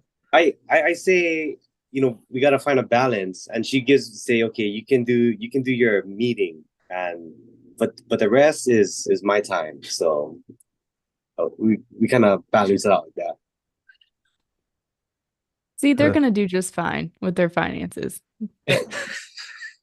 Yeah, because I'll end with this. I was joking about this with Frank, where I took her to the Louis Vuitton store as a test, and once we walked in, she just wanted to get out. So I was really happy with that. Just as a test. you playing with fire, Just as a man. test. Just as a test. Oh man. I for one am excited to not have to date at this point. Yeah. All right, see you guys. All right, Mikey. Thanks, man. Okay, thanks. Mark, are you on any apps? I'm gonna come out with a new app. We just talked about it this morning. What was my app I was gonna come out with again? The financial nerd dating app, Yeah. something like that. Yeah, I was gonna come out with an app where you have to put in your credit score and everything for dating and your portfolio and assets and Yeah, and I it's tried to gonna poke around. I and tried you to gotta poke around and see like and you gotta check off Rich Dad Poor Dad or Dave Ramsey, and then that's how you get separated to different categories. Ooh, that's intense. Yeah. Are you a cash flow person? Are you an appreciation person? Yeah, just gonna say multifamily, short-term rental, burr, and you gotta pick your strategies. Yeah. How do you calculate your net worth? Yeah. Is your primary residence an asset or a liability? Yep. Yeah, exactly. Yeah. Ooh, anybody says it's not an asset, I'll fight them. Oh man. I don't know which side Mark's on, but that's him. Oh, get off here. Where's Chris? Or what's his name Totally an again? asset. I tweeted about it being an asset Well, to my 14 followers on Twitter. Yes. I just crossed 500 followers on my Twitter. Hey, look at you go. Do I even follow you on there? I don't know, but I know like 497 of them are bots, so I don't No, they're not that because you lose them every once in a while. I know that's the way my Instagram works. I'll go up about 15 followers and then get knocked down about 8. Yeah. I still haven't got back onto TikTok to check out hiders things. Oh yeah, I did. There in a couple of days. And I went back and deleted at least a handful of stupid videos I had posted before, but there's still plenty on there. Oh, see, Hyder said you should answer educational questions, achieve different tiers on your app. See? But you didn't really answer Joel's question on if you're on any apps. Oh, I'm not on any apps. I'm on like catlovers.com or whatever, cat finder. I don't know. Is that like Rover for your cats? Is there what? Is that like Rover for your cats? No, but I do gotta find a cat sitter while I'm in Vegas, or I'm gonna test out to see how long cats survive without. Let's see. We're gonna do an experiment. I'm gonna fill your bowl up this much before I leave, and see if you can survive. I better not say that. I might get like animal cruelty or something. I was talking to somebody today, who's in the commercial lending world, and he's actually in northern Missouri. And actually, are we still on live? I probably shouldn't talk about this out loud. Never mind. I'm gonna skip. We can end the live and finish the conversation. Heidi said, "Are we talking cat dating websites?" Yeah, it's late already. That's why. But all night hider, he's up. Yeah. You ever sleep? He's everywhere, man. Yeah. Has he cloned himself? Is that what he's done? Oh, he actually had his other whatever account going tonight. Macro something. I forget what it was. Macro wave investing. Yeah, that's it.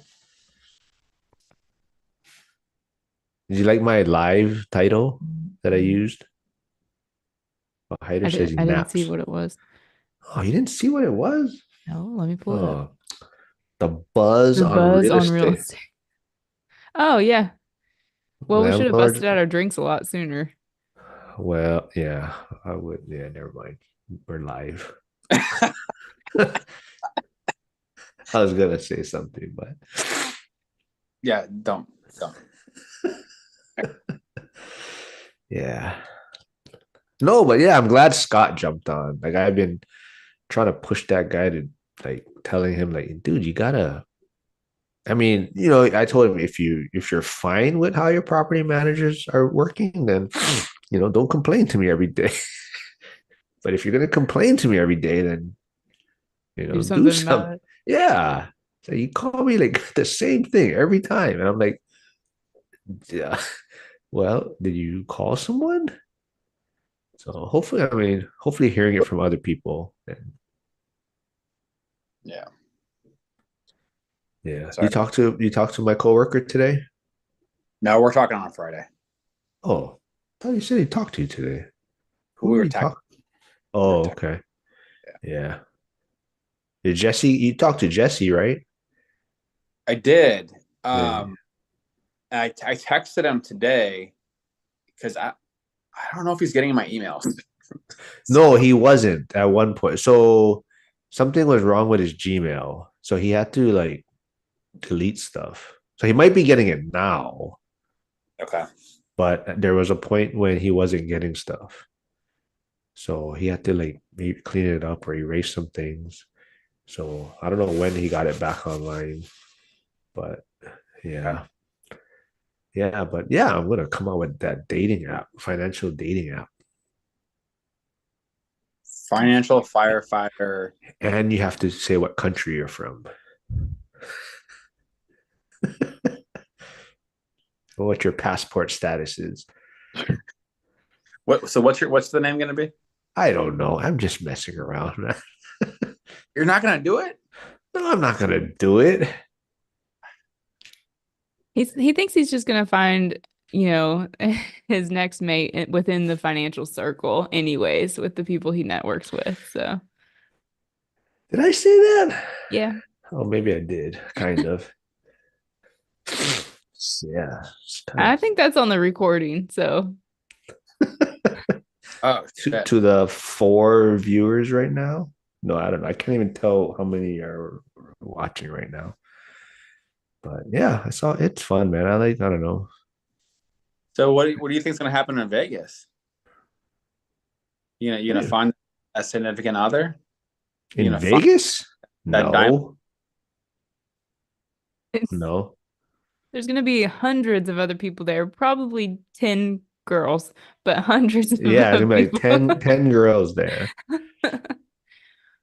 One of which the is ratio is not good. yeah, no. No, not for the guys. Yeah, and they're probably above 5'5". So now there's like 2 girls maybe. Oh, well. Yep. What? But you'll be in Vegas, so you never know who'll come through. True, I guess, but yeah. I don't Are you opposed to a girl that's taller than you? No. My son's mom was taller than me. Oh. Yeah. I'm not opposed to it, no. But it's not a dating show. It's a finance real estate. Yeah. No, I'm going to Vegas for business. Okay. You sure? I don't know. I'm just going to meet everyone. That's what I'm going for. Meet everyone that I've, connected with. Like meeting Cody David, that was cool that he was out here and then I had coffee with him. And yeah, that was, kind of eye-opening, just the way, he sees things a little bit differently. Do you know who Cody is, Joe? He's from Cody and Christian. He's all like seller finance deals, kind of in was it Northwest or like Washington, Seattle area? And he's like, what, 24 years old or something? Yeah, he's 24. Seriously? Yeah, he's all, And I don't know about now exactly, but most of his units, everything was like no bank financing. It was all seller finance type deals. So yeah. Yeah, What what's he part? got? Like 500 million in real estate or something. Yeah. The same thing, he kind of touched on it's like, I know. I don't know how you don't know who he is. I don't know. yeah, I mean, you got to get him on Strive for 25, man. I don't know him. I mean, if you want to set up an intro, that'd be freaking awesome. They're pretty down to earth. You could message them. Like Yeah. Message him on what are they? What's the best place to message? Probably Instagram. Instagram. Yeah. I mean, he messaged me, I think, after I followed him and chatted for a little bit. Oh, that's cool. Yeah, a super nice guy. I mean, I just saw that he was in Hawaii and I was like, hey, whatever. Let's get coffee. I'm like, oh, cool. So we had coffee and Interview him? I didn't interview him. I didn't want to You don't bring your he's on vacation, man. you don't bring your equipment with you everywhere? You just No, I never do not. when Do you that see person do you see any background differently than what I do here? I don't record. Oh, at the station I do once in a while because I have Yeah. to accommodate you guys. But other than that, it's too. I don't know. It's too hard to have stuff with me. I don't know. That way, get like a little tripod, lavalier mics, get your iPhone, good to go. Just gotta make it short so your shit doesn't die a battery. Yeah. You have a little mic, don't you? Because you used to record like No, I financial do. updates. You don't Yeah, do that I much anymore, but well, it's the weekly stuff has been taking up. I'm so behind too on that already. I think I'm like 3 behind on Joel's videos. I mean, that I just assume that Chris is already in the circuit and like good to go. Well, I'm just gonna pretty soon. I'm just gonna start putting it out there, and then Sierra, you got to have a thumbnail. So that's why at one you point I was just, do. oh, I know, but that's why at one point I was just putting it out there, and it's like now I gotta. So I don't know. Should I just have one thumbnail and just use it every No, time? Well, see, that's no. why. So now I'm like, okay, what kind of thumbnail am I gonna come up with? Well, what you need to do is you need to get a VA, do a little bit of Look work, at Joel preaching a to the little bit of choir. work, teach them how to do your blueprint, and then go get other people that need that same service, and then have the revenue come in you. True, yeah, but and then it'll pay itself. That way you can get a VA to edit it. yeah, I have fun, but then she doesn't make your face I look don't as know. What funny. is that? No, yeah, maybe no. What is So, that? what does Sierra think about that? I mean, that's a good strategy. I don't know that it would even cost that much to have thumbnails made, but But I'm talking about like edit the entire thing, like do the whole thing. Oh, take it off your plate. Yeah, you got to get someone from the Philippines. That's what I learned at FinCon. Hyder said that women in Vegas can be rented. To be what? No, not if you don't get a room, Mark. Can be rented. What? Well, that's why too. I want to stay out of trouble, man. That's cool. You got to meet Cody. Oh, he does have a bank loan now, it says. Do I know any wholesalers in Erie Penn? I do not.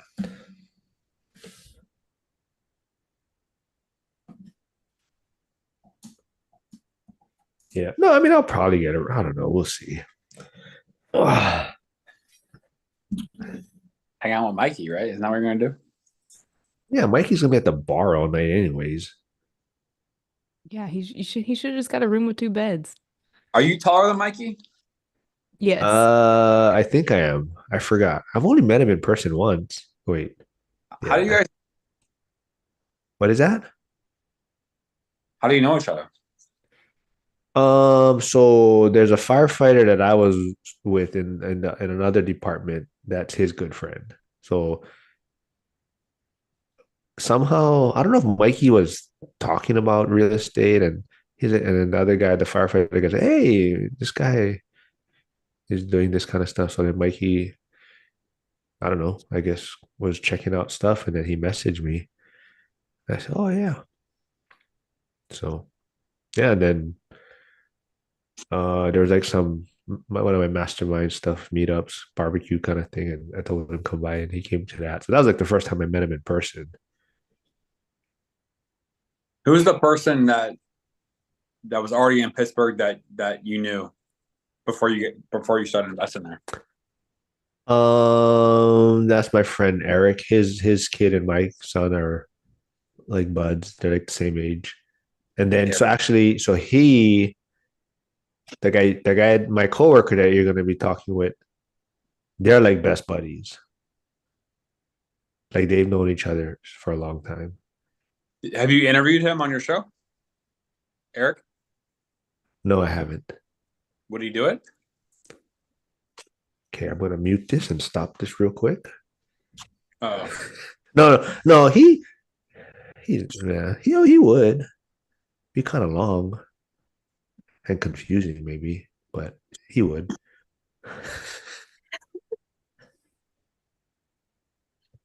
yeah, I wasn't expecting that.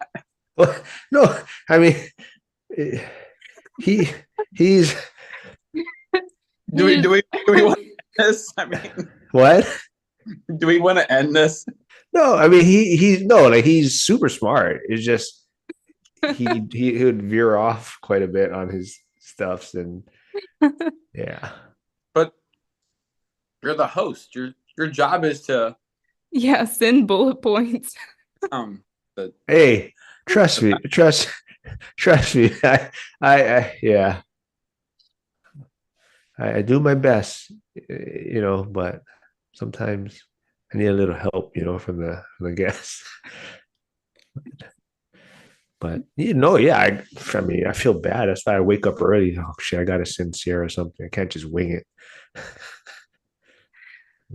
I mean, you could, but then we would both sit there and just not know what to talk about. No, me and Joe talk about nonsense a lot of we've times. tried it before. We're just like, oh, okay. What are we gonna do? I try to get a topic ahead of time, and then when I'm about to send it, I'm like, shit, it's not really that good. Like I find something, and then I'm like, okay, I'll send it, and then I don't know. You guys can come up with stuff too once in a while. Yeah, I felt that coming. Like, you guys, how about we alternate weekly? It's a lot of work. But here's the thing: is like I would come up with like real estate stuff that we should talk about, and you'd be like, we talk about real estate all the time. Let's just talk about something else. No, I mean, I'll talk about anything. I mean, I'll talk about anything. I just think like I try to find like what seems to be a lot of people talking about on Twitter or X, like either.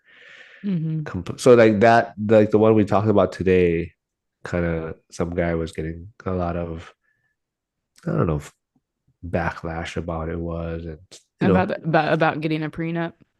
Well, yeah, kind of like he's like, oh, you get married, kind of like what you were saying, you get married, and it's like the best wealth hack, right? Like I doubled my net income or something like that, right? Or net worth or something like that. And they're like, people are kind of like chiming in, like that's not a good way to look at it and stuff like that. I mean, it's kind of a weird. That's not really the wealth hack part of it. It is doubling. I mean, your income is the same as far as that goes, but your expenses are lower if you're going to start living together. All the time. Joel, do you want to chime in on how you manage finances? I don't. Yeah. I figured. Says Joel is eating booty from Hyder. Oh boy. I'm glad Hyder stays the whole time. Okay, yeah, I know. He should just we could just end the call and he could just get on here with us. Hyder, where are you, bro? Yeah, this is definitely juicy booty. So yeah, it's juicy. Oh my goodness.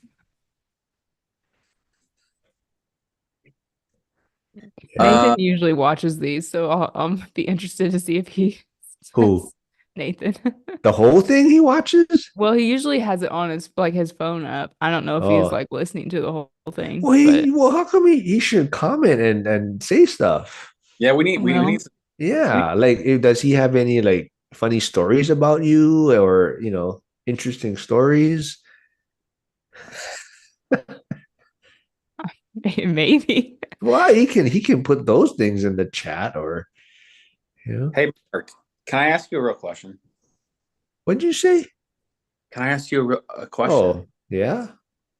When are you gonna send me your homework? Huh? What homework? You were supposed to build like a 1-2 page guide for firefighters to use their off day to, build their real estate business or I don't believe in homework. side hustle or I'm whatever. like a new. Take that, and then we're gonna build your subscriber list, and then we're gonna get you in front of all the other firefighters across the country. If we can get you to 1 million subscribers, it'll help me and Sierra. A So million subscribers? Yeah, Well, that would really help us a lot. So I'm in on that. I'm in on that effort. well, I just like being the wing nut. Remember, I'm like the glue. I just hold everything together. yeah. I gotta find that Cheers episode. That was like one of my favorite TV shows of all time. Was it Norm that said that? No, there. You know what? I think it was it was like the reunion one or the reunion Cheers, and they were trying to explain Cliff's character. Yeah. Okay. So, yeah. So I bet Sierra doesn't even know what Cheers is. Yeah, I do know what Yeah. Cheers Oh is. yeah. I watched Frasier, but Oh, that's right. yeah, so big Frasier fan, but I have watched a decent amount of Cheers. Yeah. And then we talked about Married with Children too the other week, Joe. I think when was that? Might have been the end of one of the lives. We talk about the No Ma'am. Do you ever see Married with Yeah, Children? when you said no girls allowed. Yeah. Yeah, the No Ma'am shirts next time we all come on.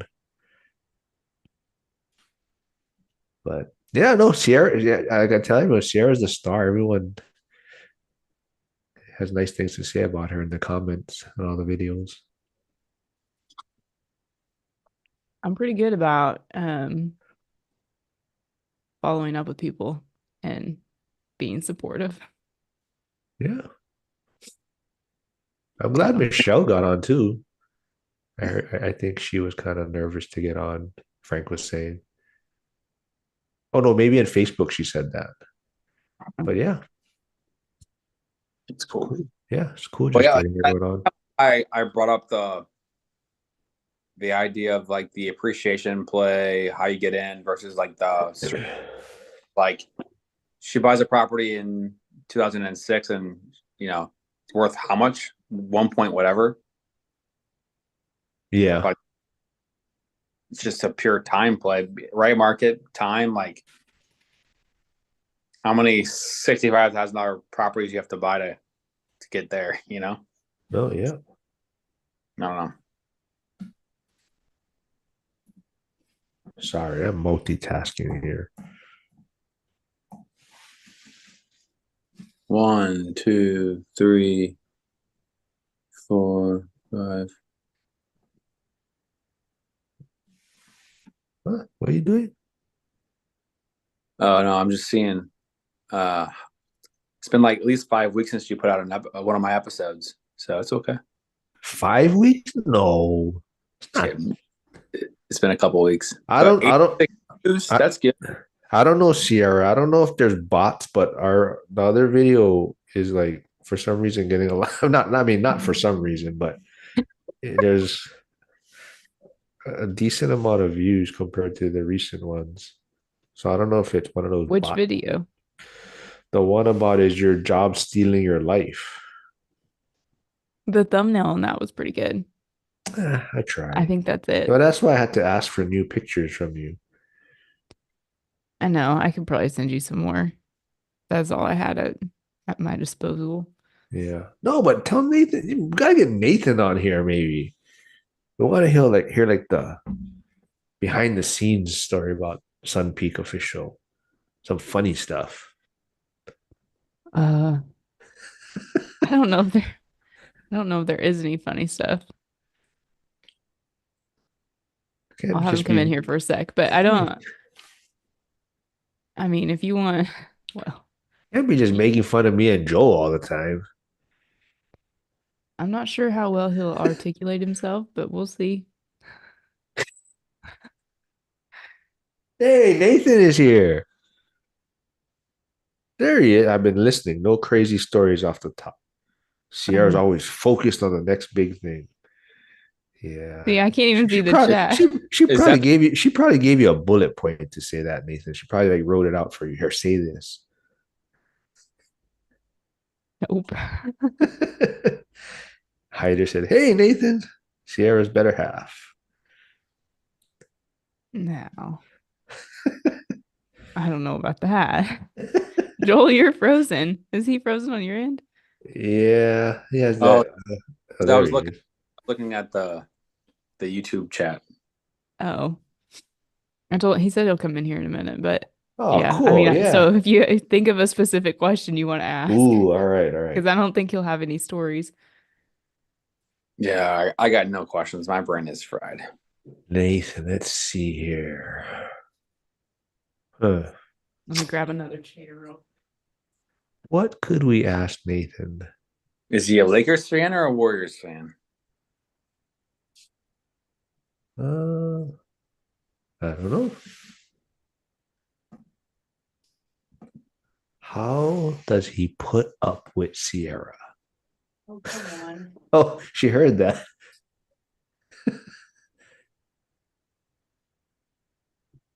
How does He's the Ooh, babysitter, so he's probably having to get a show set up. is Sierra bossy? Oh God. I don't think he watches basketball. He played football. Oh yeah? Just try not to knock over the light.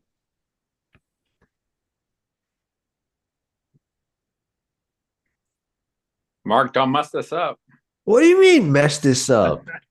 You got one question. Don't mess it up. No, Nathan, welcome. Well, yeah, thanks for having me and pulling me in at the very end. No, we didn't. Thank you for staying the whole time. Yeah. Mostly just listening to crazy antics and yammering.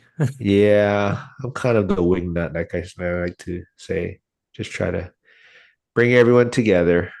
Yeah, I would say that you probably picked the wrong Dr. Pepper. Oh, what? Just original is the only way to go. You almost got close with the cream soda, but Well, I was gonna try. There was a strawberries and cream, maybe Dr. Pepper, strawberry and something. I haven't I don't heard of know. that. Yeah, Oh, I've only seen that in like a 12 pack.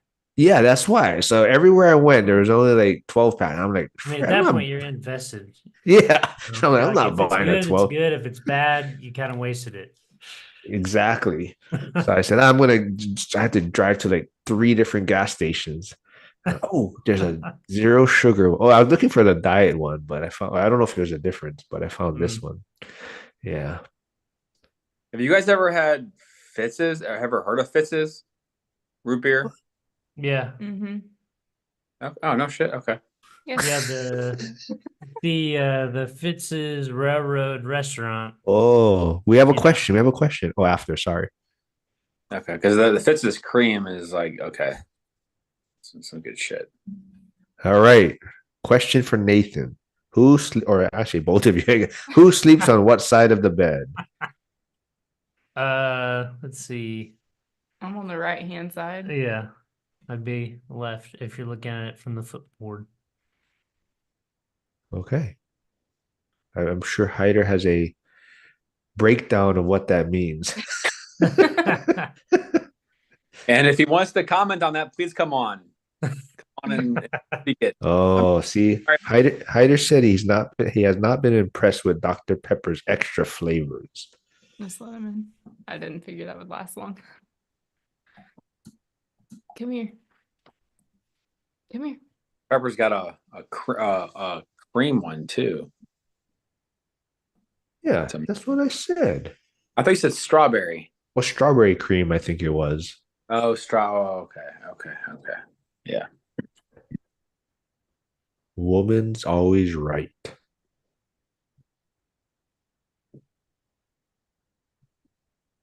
Yeah, I'm on the right side.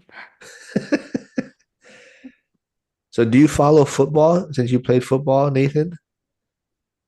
Do you follow football? Not really. Not really, yeah. I just keep tabs on the scores at the end of the day. Oh, do you have a favorite team?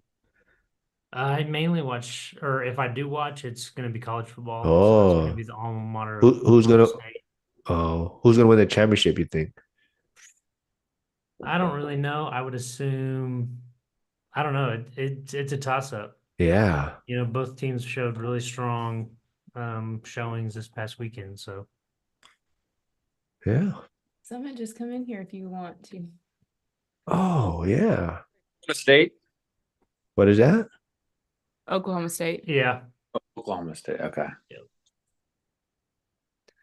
So you guys were what, dating since high school, or? You get that out of your face. Sorry. Yeah. Dang. I was a freshman in high school. Mm-hmm. He was a senior. Yeah, I would have been going into senior year. Yes. So we only had 1 year of high school to like where we were together before he was at college. But yeah. Do you know what? There's been some hiccups in there. It wasn't just all smooth sailing. Oh, I know. Yeah, I believe. But do you know what passport bros are, Nathan? Stop it. Is this a recruiting call? Are you trying to? No, I just because Sierra had no idea what it was. No, I mean I've heard of it. Just Oh yeah. The outsourcing of finding a mate. You know, it's mainly like a mail order bride, but you go to them. Yeah, it is kind of mail order bride-ish. Where's this mic gonna land? I don't know. Depends on what they ask. What? No. Yeah, thanks for watching. I mean, I wish you commented sooner, or we knew you were there. Just look at your viewers and see my name. I don't know what any of this means on my screen. There it has concurrent viewers, chat rate, average view duration, all kinds of things, and I have no idea what it means. You better figure it out for a million. What? Yeah. I'm just here to I'm trying to help you guys grow. See, I'm just here by letting us ride your coattails. Yeah. So I guess what we're saying here is I'm gonna have to create the guide for you, send it to Sierra to review it and fix it, and then I'll market it, and then if we get you some paid gigs. See, you guys are my VAs.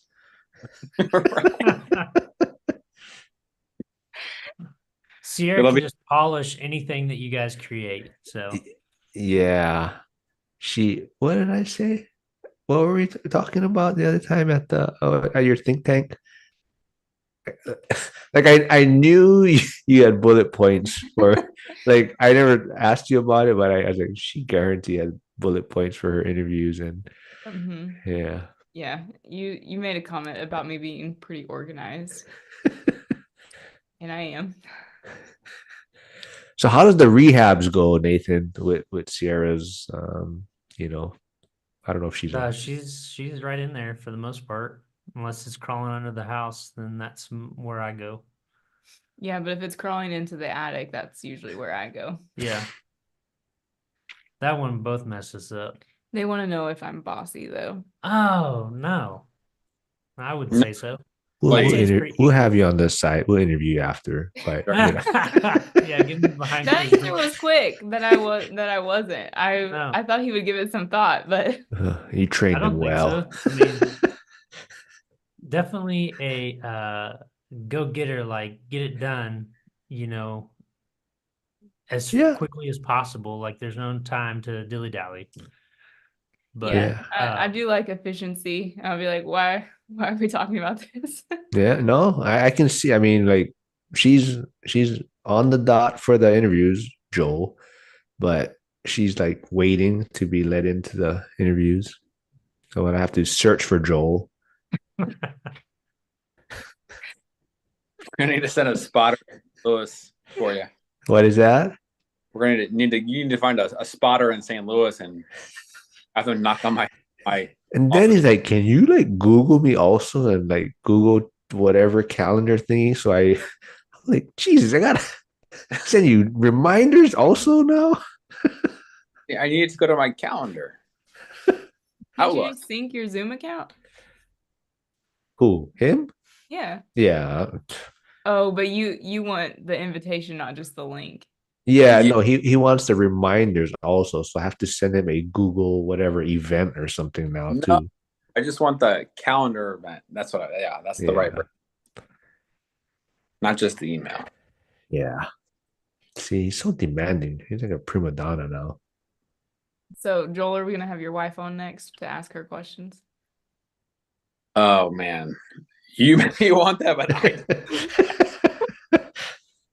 I may not see Joel for a few weeks. oh man, you get my wife on here, it'll just be roast city. So. Oh, bring her on. I mean, it might help your viewership, although that would mean that your viewers would have to care about me somehow, some way, to want to laugh. But yeah, we'll see. We'll see. Our boys, it's a nightmare to get them to go to sleep. So like, holy, and like they're on different, like one boy is Avery, one boy is Brim. Avery, all he wants to do is continue to play to like 10 o'clock, and Bryn will be in bed by like 8:30, and then Avery wants to yell and throw and jump on brother while he's sleeping and playing. So they're then in like the same room. Yeah, and we take him, we try to get him to calm down or whatever. And then he just wants to start yelling at brother to wake up. And then we have to like be very intentional. Well, if we take him out of the room, then he knows that if he wants to leave the room to go downstairs and go play, he can just yell and then go downstairs.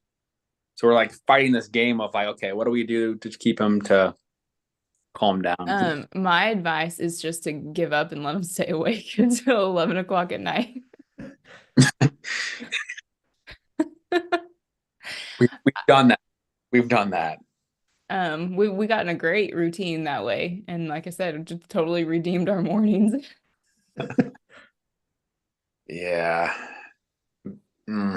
Yeah. I did that. So like I would be downstairs.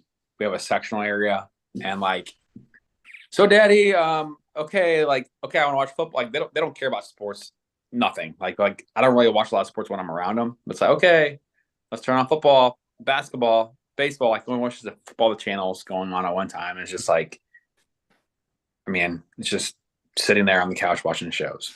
It's just ridiculous. Can't do it.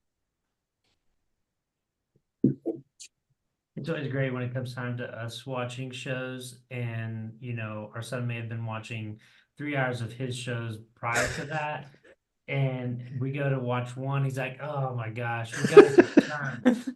This is ridiculous!" Like one of yours and then one of mine, and then it just becomes slowly skewed towards his again.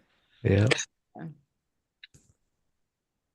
Yeah, like late at night, like I don't know, like this kid turns into like a devil. Like all of a sudden it hits like 9 o'clock. I'm like, it's this peaceful kid, hanging out, lovey-dovey, whatever, and all of a sudden he just turns into a monster, like an absolute monster.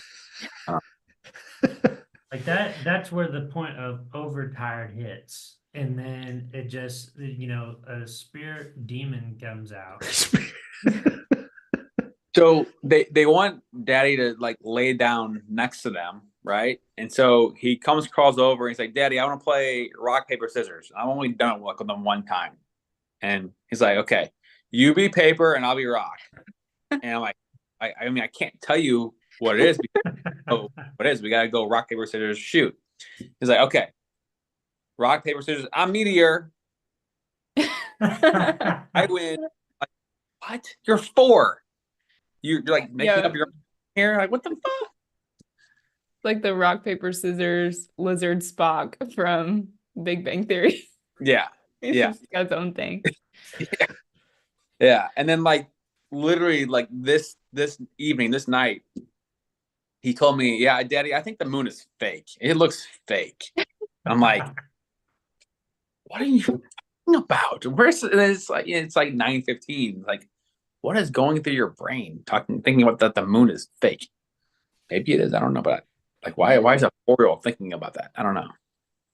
I can't think of any questions like that we've got, but it's always just it's a huge logic game. Like he's really good at problem solving any reasons why we might give him to do something, or if we tell him not to do something, that's a big like I don't know, he's just very good with his logic, and to the point where it always comes back to like, yeah, it's just because we don't want to.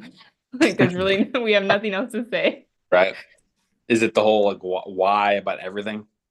Not just why, like he's like if it's really cold outside and he wants to go outside and play, I don't know, army guys or whatever, he'd be like, Mom, like come play army with me, and I'll be like, oh, it's pretty cold out, like I don't really want to do that right now. And he was like, you have a coat, put on a hat, like like he's like just will problem solve you out of anything that you don't want to do. And he's 6. Yeah. Hyder said, Fred Sanford would say, give them a little ripple to get them to bed. Mm-hmm. Yeah. Yeah. I would love to. What time did they get up in the morning? 7. You still have soda? Last time this is the second one. Oh, I can't remember the last time that our kid was awake at 7. really? Without like something else having, like taking a Sierra to the airport or Oh yeah, we something wake like him up for that. we would have to wake him up. Yeah. But other than that, like he's rarely up that early. I've had like a 7 a.m. flight, which means we're leaving here by like 5 in the morning or so. And we get him up and he'll be like, this isn't right. Like you shouldn't. He's like, I need a full night's sleep. Why are you making me do this in the middle of the night? He's like, you shouldn't do that. Hey, Mark, Well, if we have 3 people watching us, does that mean that's us watching ourselves? I have no idea. Hyder's apparently still here, but I have no My idea. phone's dead, so I don't think it's me. Okay. Are you still watching us? I got one of my fake accounts on No, us. that just made 4. Oh, I don't know. But yeah, Nathan, thanks for coming. I mean, Yeah. Sorry there wasn't better stories for y'all. there's gotta be. I'm sure there's something out there, but I'd have to clear it with her first, whether or not worth saying. Oh, but I remember she said you had what did Nathan have? Your guys budgeting, or what did he have before? Your receipts for stuff, or remember we were talking about it on one of the episodes, and you said Nathan had like, I don't know if it was like your guys budgeting back in your college days or something, or your spending. Oh yeah, he had like a spreadsheet of like grocery prices. Yeah. Yeah, That's from just our crazy. days. Yeah. Yeah, because we used to put the receipts from different grocery stores into a spreadsheet to see which store had like what items cheaper. So like that way we would know like if we should get, our produce from a certain store, or if it was cheaper to buy bread from another store. Like we were trying to track like the cheapest places to get stuff. So we could cherry pick the best prices. Oh, to Damn. be poor. I'm But horrible like, at how that. can we get our spending down even further? Like we've done all the things. We have done all of the things, it feels like, when it comes to trying to save money. But Well, and now you guys might be moving to somewhere else. maybe, and if that debt to income ratio thing doesn't bite us in the ass, we'll Yeah. see. That's the plan is to try to get to Tulsa by the end of the year. Cool. Cool. And So, if we no, do, we'll get $10,000. nice. Was Mark Ham in Tulsa? Was that where he was? Or I no? don't think he said what part. No, I think he's Oh, in Oklahoma City, actually. Oklahoma City. Okay. Yeah. Yeah, he was in here earlier. I think he's going to be in Vegas. I forget what he said. Are you sad you're not going to Vegas? A little bit, because I've seen a lot of our recent or our past Vegas trips. I'm like, that'd be a fun place to go again in the wintertime. Joel needs a babysitter so he can go. I'll Yeah. load up my son and we'll go have a play date weekend. Yeah. If you want to deal with demons. They're great for other people. Yeah. Yeah. Other people, yeah. You can return them. That's why. When you're I used to done. Like call when we go in public, it's like awesome. Great behavior. I'm great with kids, I'm a child at heart, and I've got quite a few years of elementary education under my belt. So, Really? Yeah, he has almost 2 degrees. yeah. Oh. Somehow I managed to scrap it all together to get one. And a lot of years of college. Well, 6 Yeah, probably. or You have to wait 7. for you. You have to wait for you. That's why. Yeah, we pretty much just piggybacked each other See? throughout the entire process. While you're getting your Arabic something language studies or whatever. I was in and out, and I had scholarships, and my scholarship even paid for our married housing for the first semester. Really? Yeah. Yeah, So like Pierre somehow got it cleared that she could take her dorm resident scholarship to apply towards married housing rent. And they went for it. And that was I don't know how I had to write some letter, and I don't know, to get my scholarship, because I was like, I should still get my scholarship. Just married, like that shouldn't disqualify me, right? So which I mean, married housing was a glorified dorm room, like not to get it messed up there. It was a dorm room plus a bathroom. Yeah, it was cinder block walls and a couple of windows. So, and I don't really recommend newly married people live in a dorm room together. Like that's probably not the best way to start things out. But like I said, if you have nothing to start with, then your expectations are low and you go in it, and it's just. I guess one positive was that I became an in-state resident when we did that, and so then I was able to get in-state tuition prices. Yeah. So there's a wealth hack for you. If you want in-state tuition somewhere, you just marry someone from that state. I mean, in-state tuition though that's a big deal. Out-of-state tuition's outrageous. Oh yeah. Yep. That's one of the things, like speaking of like being in college, right? And like you're in school, like you're not gonna have much income, if any. And like buying a multi-family, like the house hacking thing, not having much income, like what's the lowest amount of income you can have to be able to qualify for a mortgage? Because like if you buy a fourplex that's $100,000 or $150,000 or whatever, like use the other rents to qualify. Maybe you have a part-time job, have a 2-year history, got a credit score. I know on Twitter there's a guy, what's his name? Drew something or other, who's in Nebraska, and he was buying all kinds of properties, bought multi-families, and started kind of getting into syndications. He was like 20. Yeah, I mean that's the move.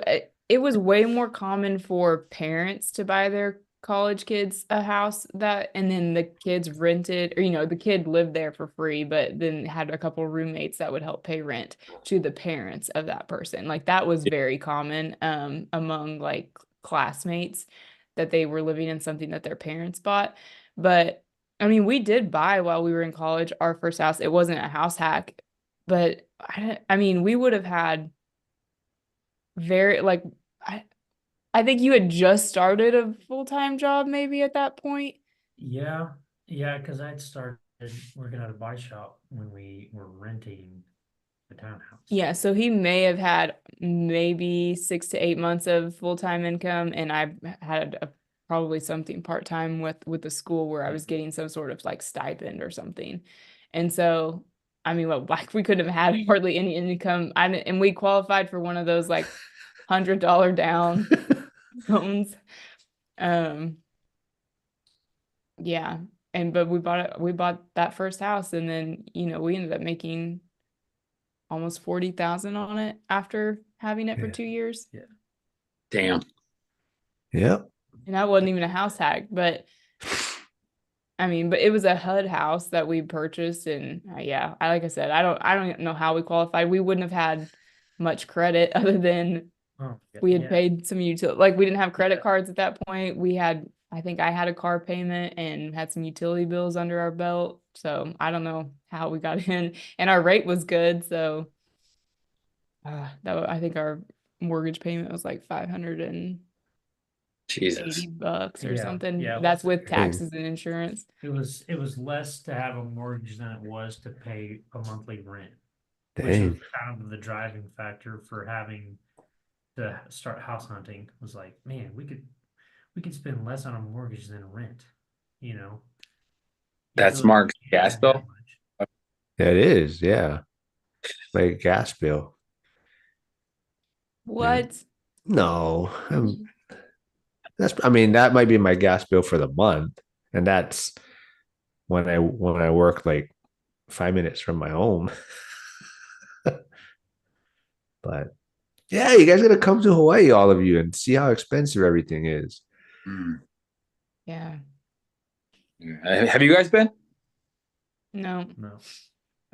No, that was the last thing that my grandma told me she wanted me to do. She loved it there.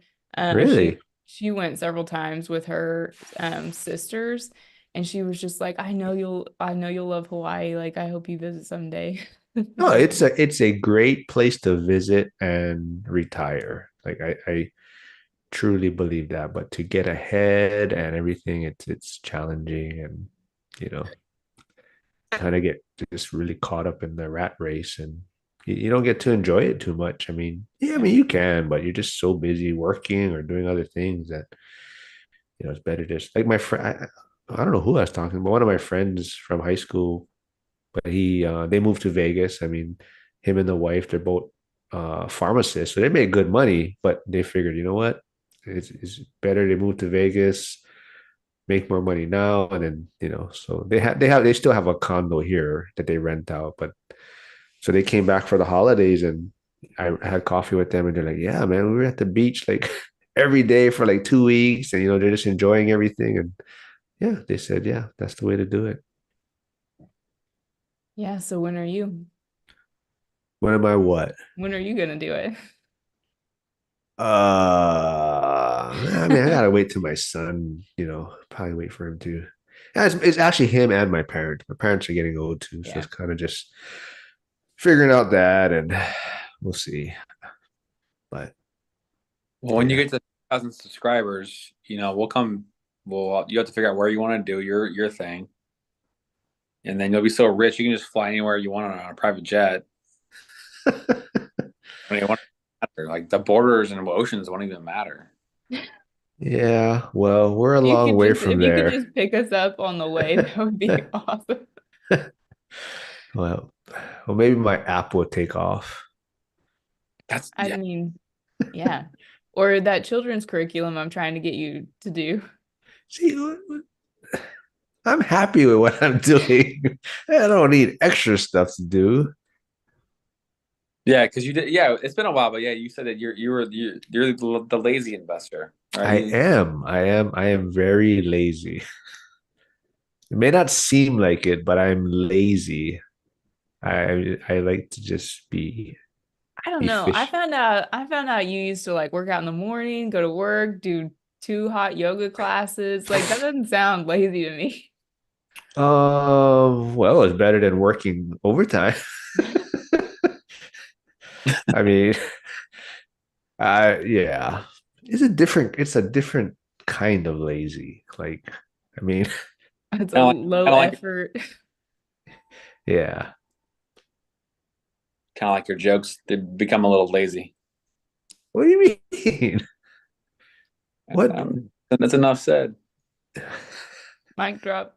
I well, we can end it with that. Yeah. I mean, it is midnight here, and we probably should put our kid to bed. He's probably like stay up. I'm playing video games and Oh watching shit. TV. Okay, yeah, I gotta go. Yeah, I'll have he won't wake up till noon tomorrow, but Yeah, Cheryl have a full morning of productivity, headed her way now. Yeah. Well, apparently Joel doesn't help put the kids down.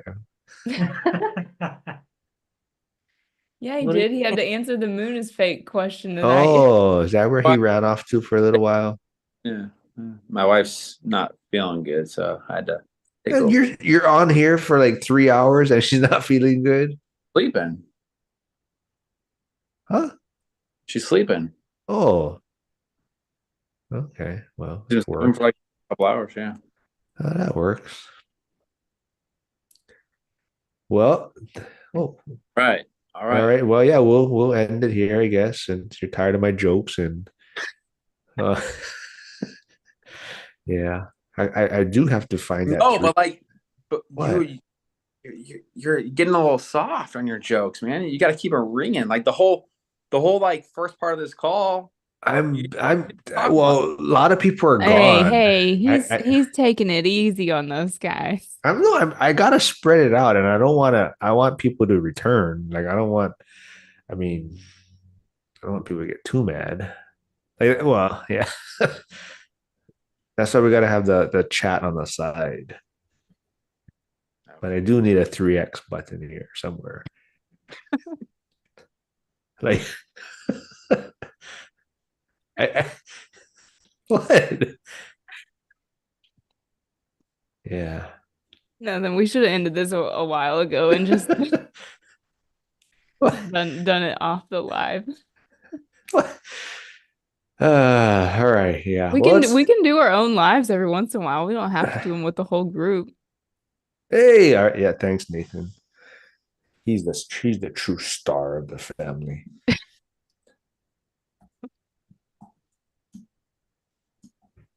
Yeah, No, like yeah, we can the soda and the street stuff. We probably should. We could have done.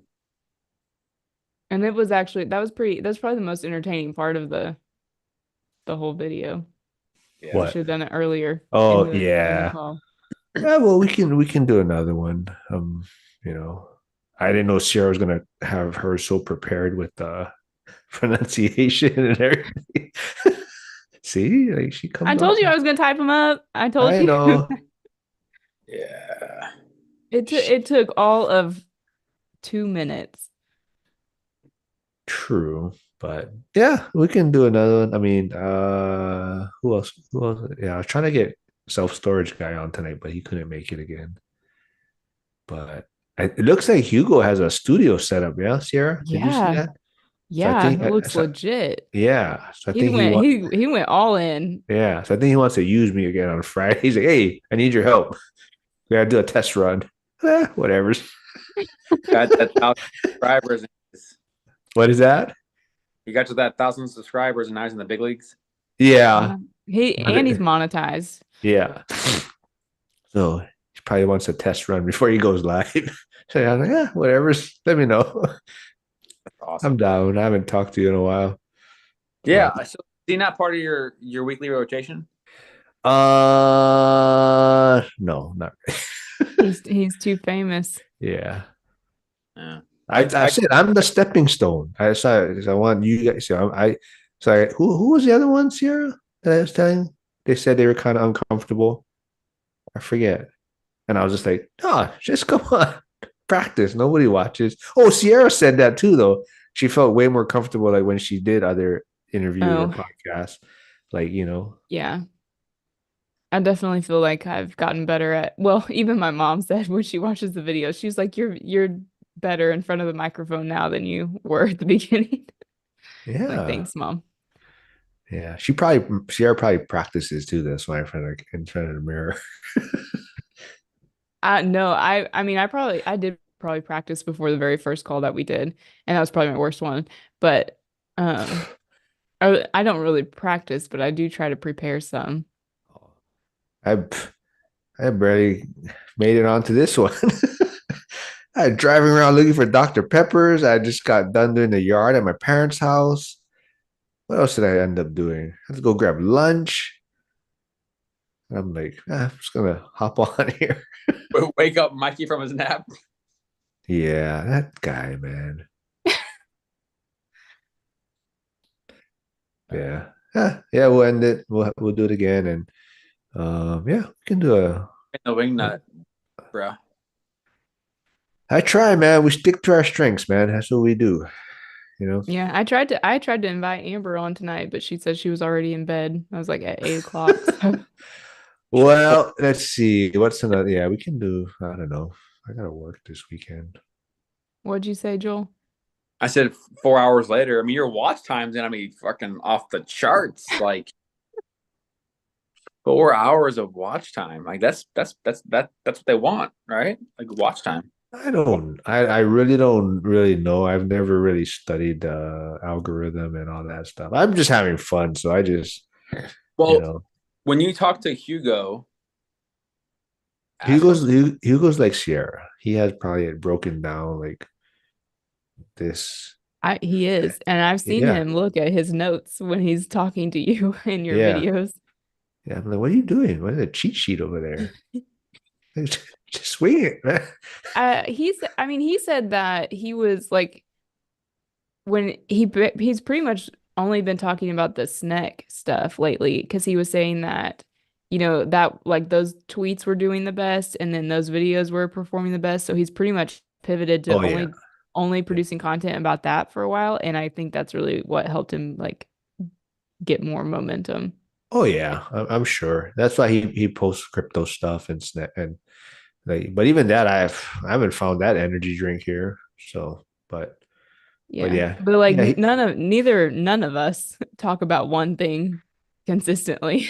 So yeah, yeah. I just kind of go with the flow and wing it, but yeah, he's really has it broken down to like a science, I think, and he knows the algorithm and that's why some of his reels or whatever it's a very small print, I think, so you got to click on it again to watch it. Yeah, so he makes you like watch it a few times, I think, to actually be able to see what it says. Because when he has it, I'm like, what the heck? I can't even see it, and it goes so fast. I'm like, shit, I gotta press it again. I gotta press it again. And then I talked to him one time. I know you're doing it on purpose because, like, I guess like one word at a time. And shit, I gotta go back in. Yeah. all that shit's intentional. Yeah. No, yeah, it is. I mean, it is. But like I said, I'm Yeah. trying to do it organically, The honest way.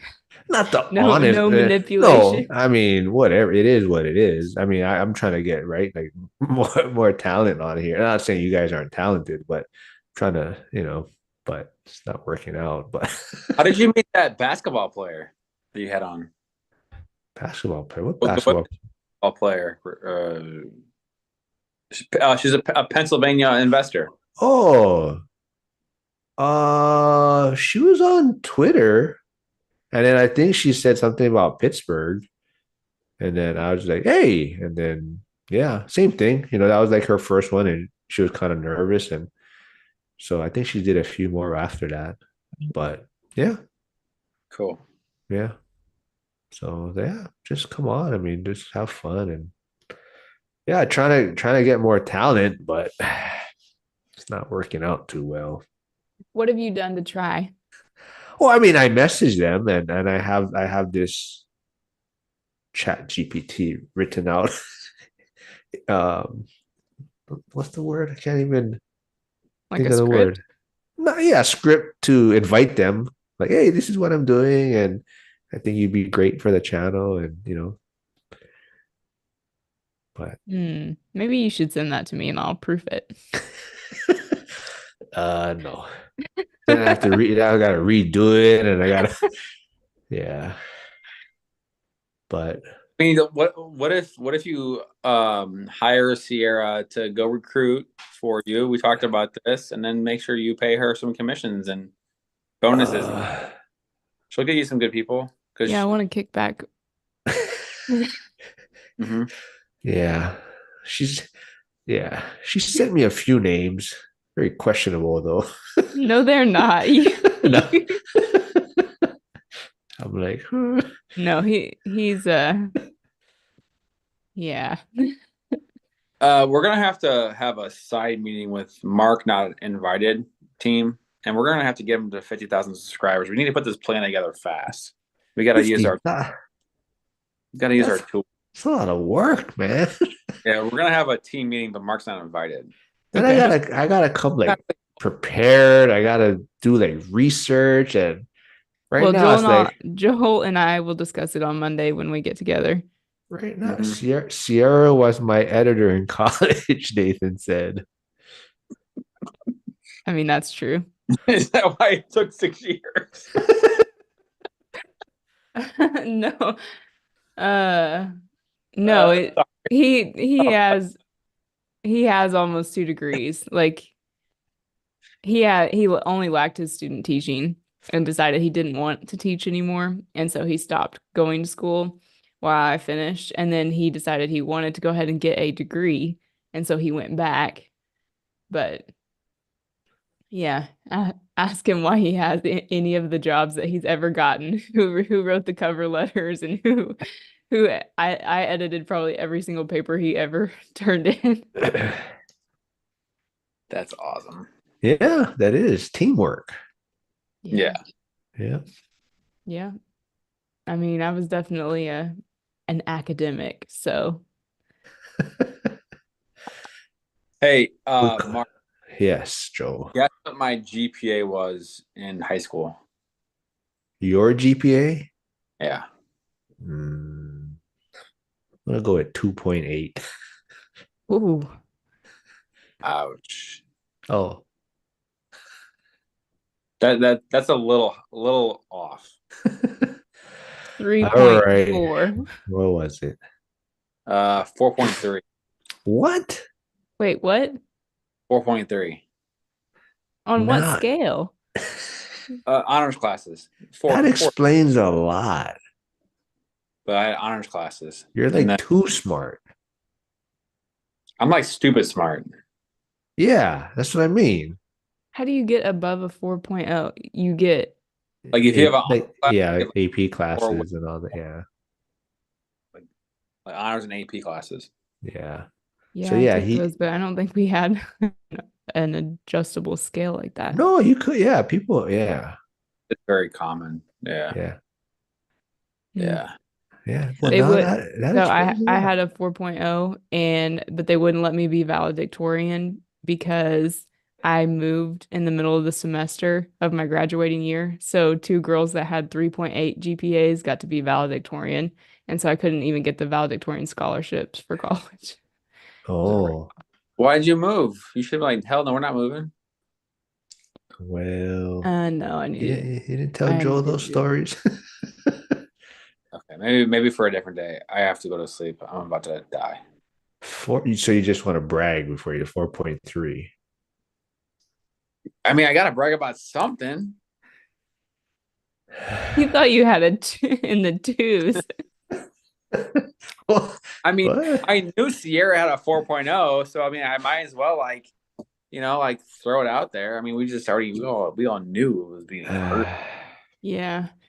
My moving, I also ended up in an alt ed class with the kids who got kicked out of a traditional school because I didn't have a science credit that transferred from my high school to high school. So I ended up in the alternative education building with a bunch of the outcasts, I would say, the disciplinary problem kids and me.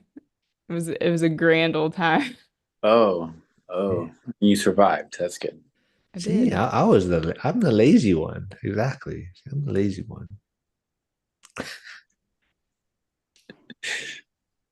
Yeah. Okay. 50,000 subscribers. That's it. 300 first. How's that? Let's kind of like go with teeters. You thinking like 4.3 GPA kind of stuff, like 50,000. Let's go 300. Why Well, don't 300. you ask people to subscribe? Oh no, she needed to move. My hometown was a shit show, Nathan said. Mm. Sorry to hear that. Ask people to subscribe? I do. No, I don't ever see you asking people to subscribe. But you also gotta have a reason why people should subscribe, right? Subscribe because we're the best. Subscribe because we're cool. Subscribe because we're gonna give you real information about real estate investing. You really don't want me to invite you back, do you? I'm hoping. That's why I brought Chris. Come on, man. That's what I said. I said, Chris, all right, we don't need Joel anymore. No. If you replace me, I'm just gonna fight. That's why I tell everybody, Sierra's the star, you know? I don't know why you tell everybody that. They come back well, look at Sierra's views, Joel's views. I haven't even looked in No, a long time. I don't know. They're all about this. I mean, every once in a while there's one that kind of Hyder's still there. Microwave subscribe tonight. All right, we're closer. We need 20 more to get to 300, I think, or 18 or something. Oh, our last video has 119 views. That's what I said. I said I don't know if that's Dang. I don't know if that's bots or something, but so yeah, good job. Who was? Sorry, Joel. He's right. I am the star. See, actually, who commented? Someone has to be the best, like, and someone has to be the worst, and I'm okay with being the toiletable. It's fine. Like Michelle, I think it was Michelle that commented on the video. She kind of agreed with me when I said you're the star. Where's the comment? Oh, our videos are back to back on there. Okay. Oh, one of mine got 86 views. Yay. Yeah, that Dink Life. No, there's a one like a long time ago, the Rat Race Trap 2. I can't find it. But I said something like oh, I think it was Michelle. I don't know. I gotta look for what she's like. I said, yeah, Sierra's the star of the show. Thanks for coming back. And she's like, yeah, Sierra's great. Oh, you're good too. I was like, oh, thanks. But, ooh, one year's got 164 views. I don't know. Questions from my parents. Oh, that was Hugo. Mhm. Okay. But the most is still Alyssa. But she's sending it out to a bunch of people, you said? Yeah. How far back is that one? That's around the same time Sarah's first interview. Yeah. And then Alyssa was supposed to be one of my talents that was coming on. She got pregnant. I don't know who that is. She's not pregnant anymore. Why don't you ask her? The last time I talked to her, she's just kind of busy, you know. But busy with a new baby. Yeah, busy with a new baby, and she's doing I think she's still house hacking. Pretty sure. Yeah, I think she has roommates. Yeah. But she's Oh, I got one with 100 views. Damn. Yeah. That was 5 months ago, though. Okay. So yeah, my first one has 124 views. Okay. Yeah, hers has 280. Wow. Yeah. How far back is that? 9 months ago. Okay. I'm just because she got pregnant. Yeah. It really did say 9 months ago though. Yeah.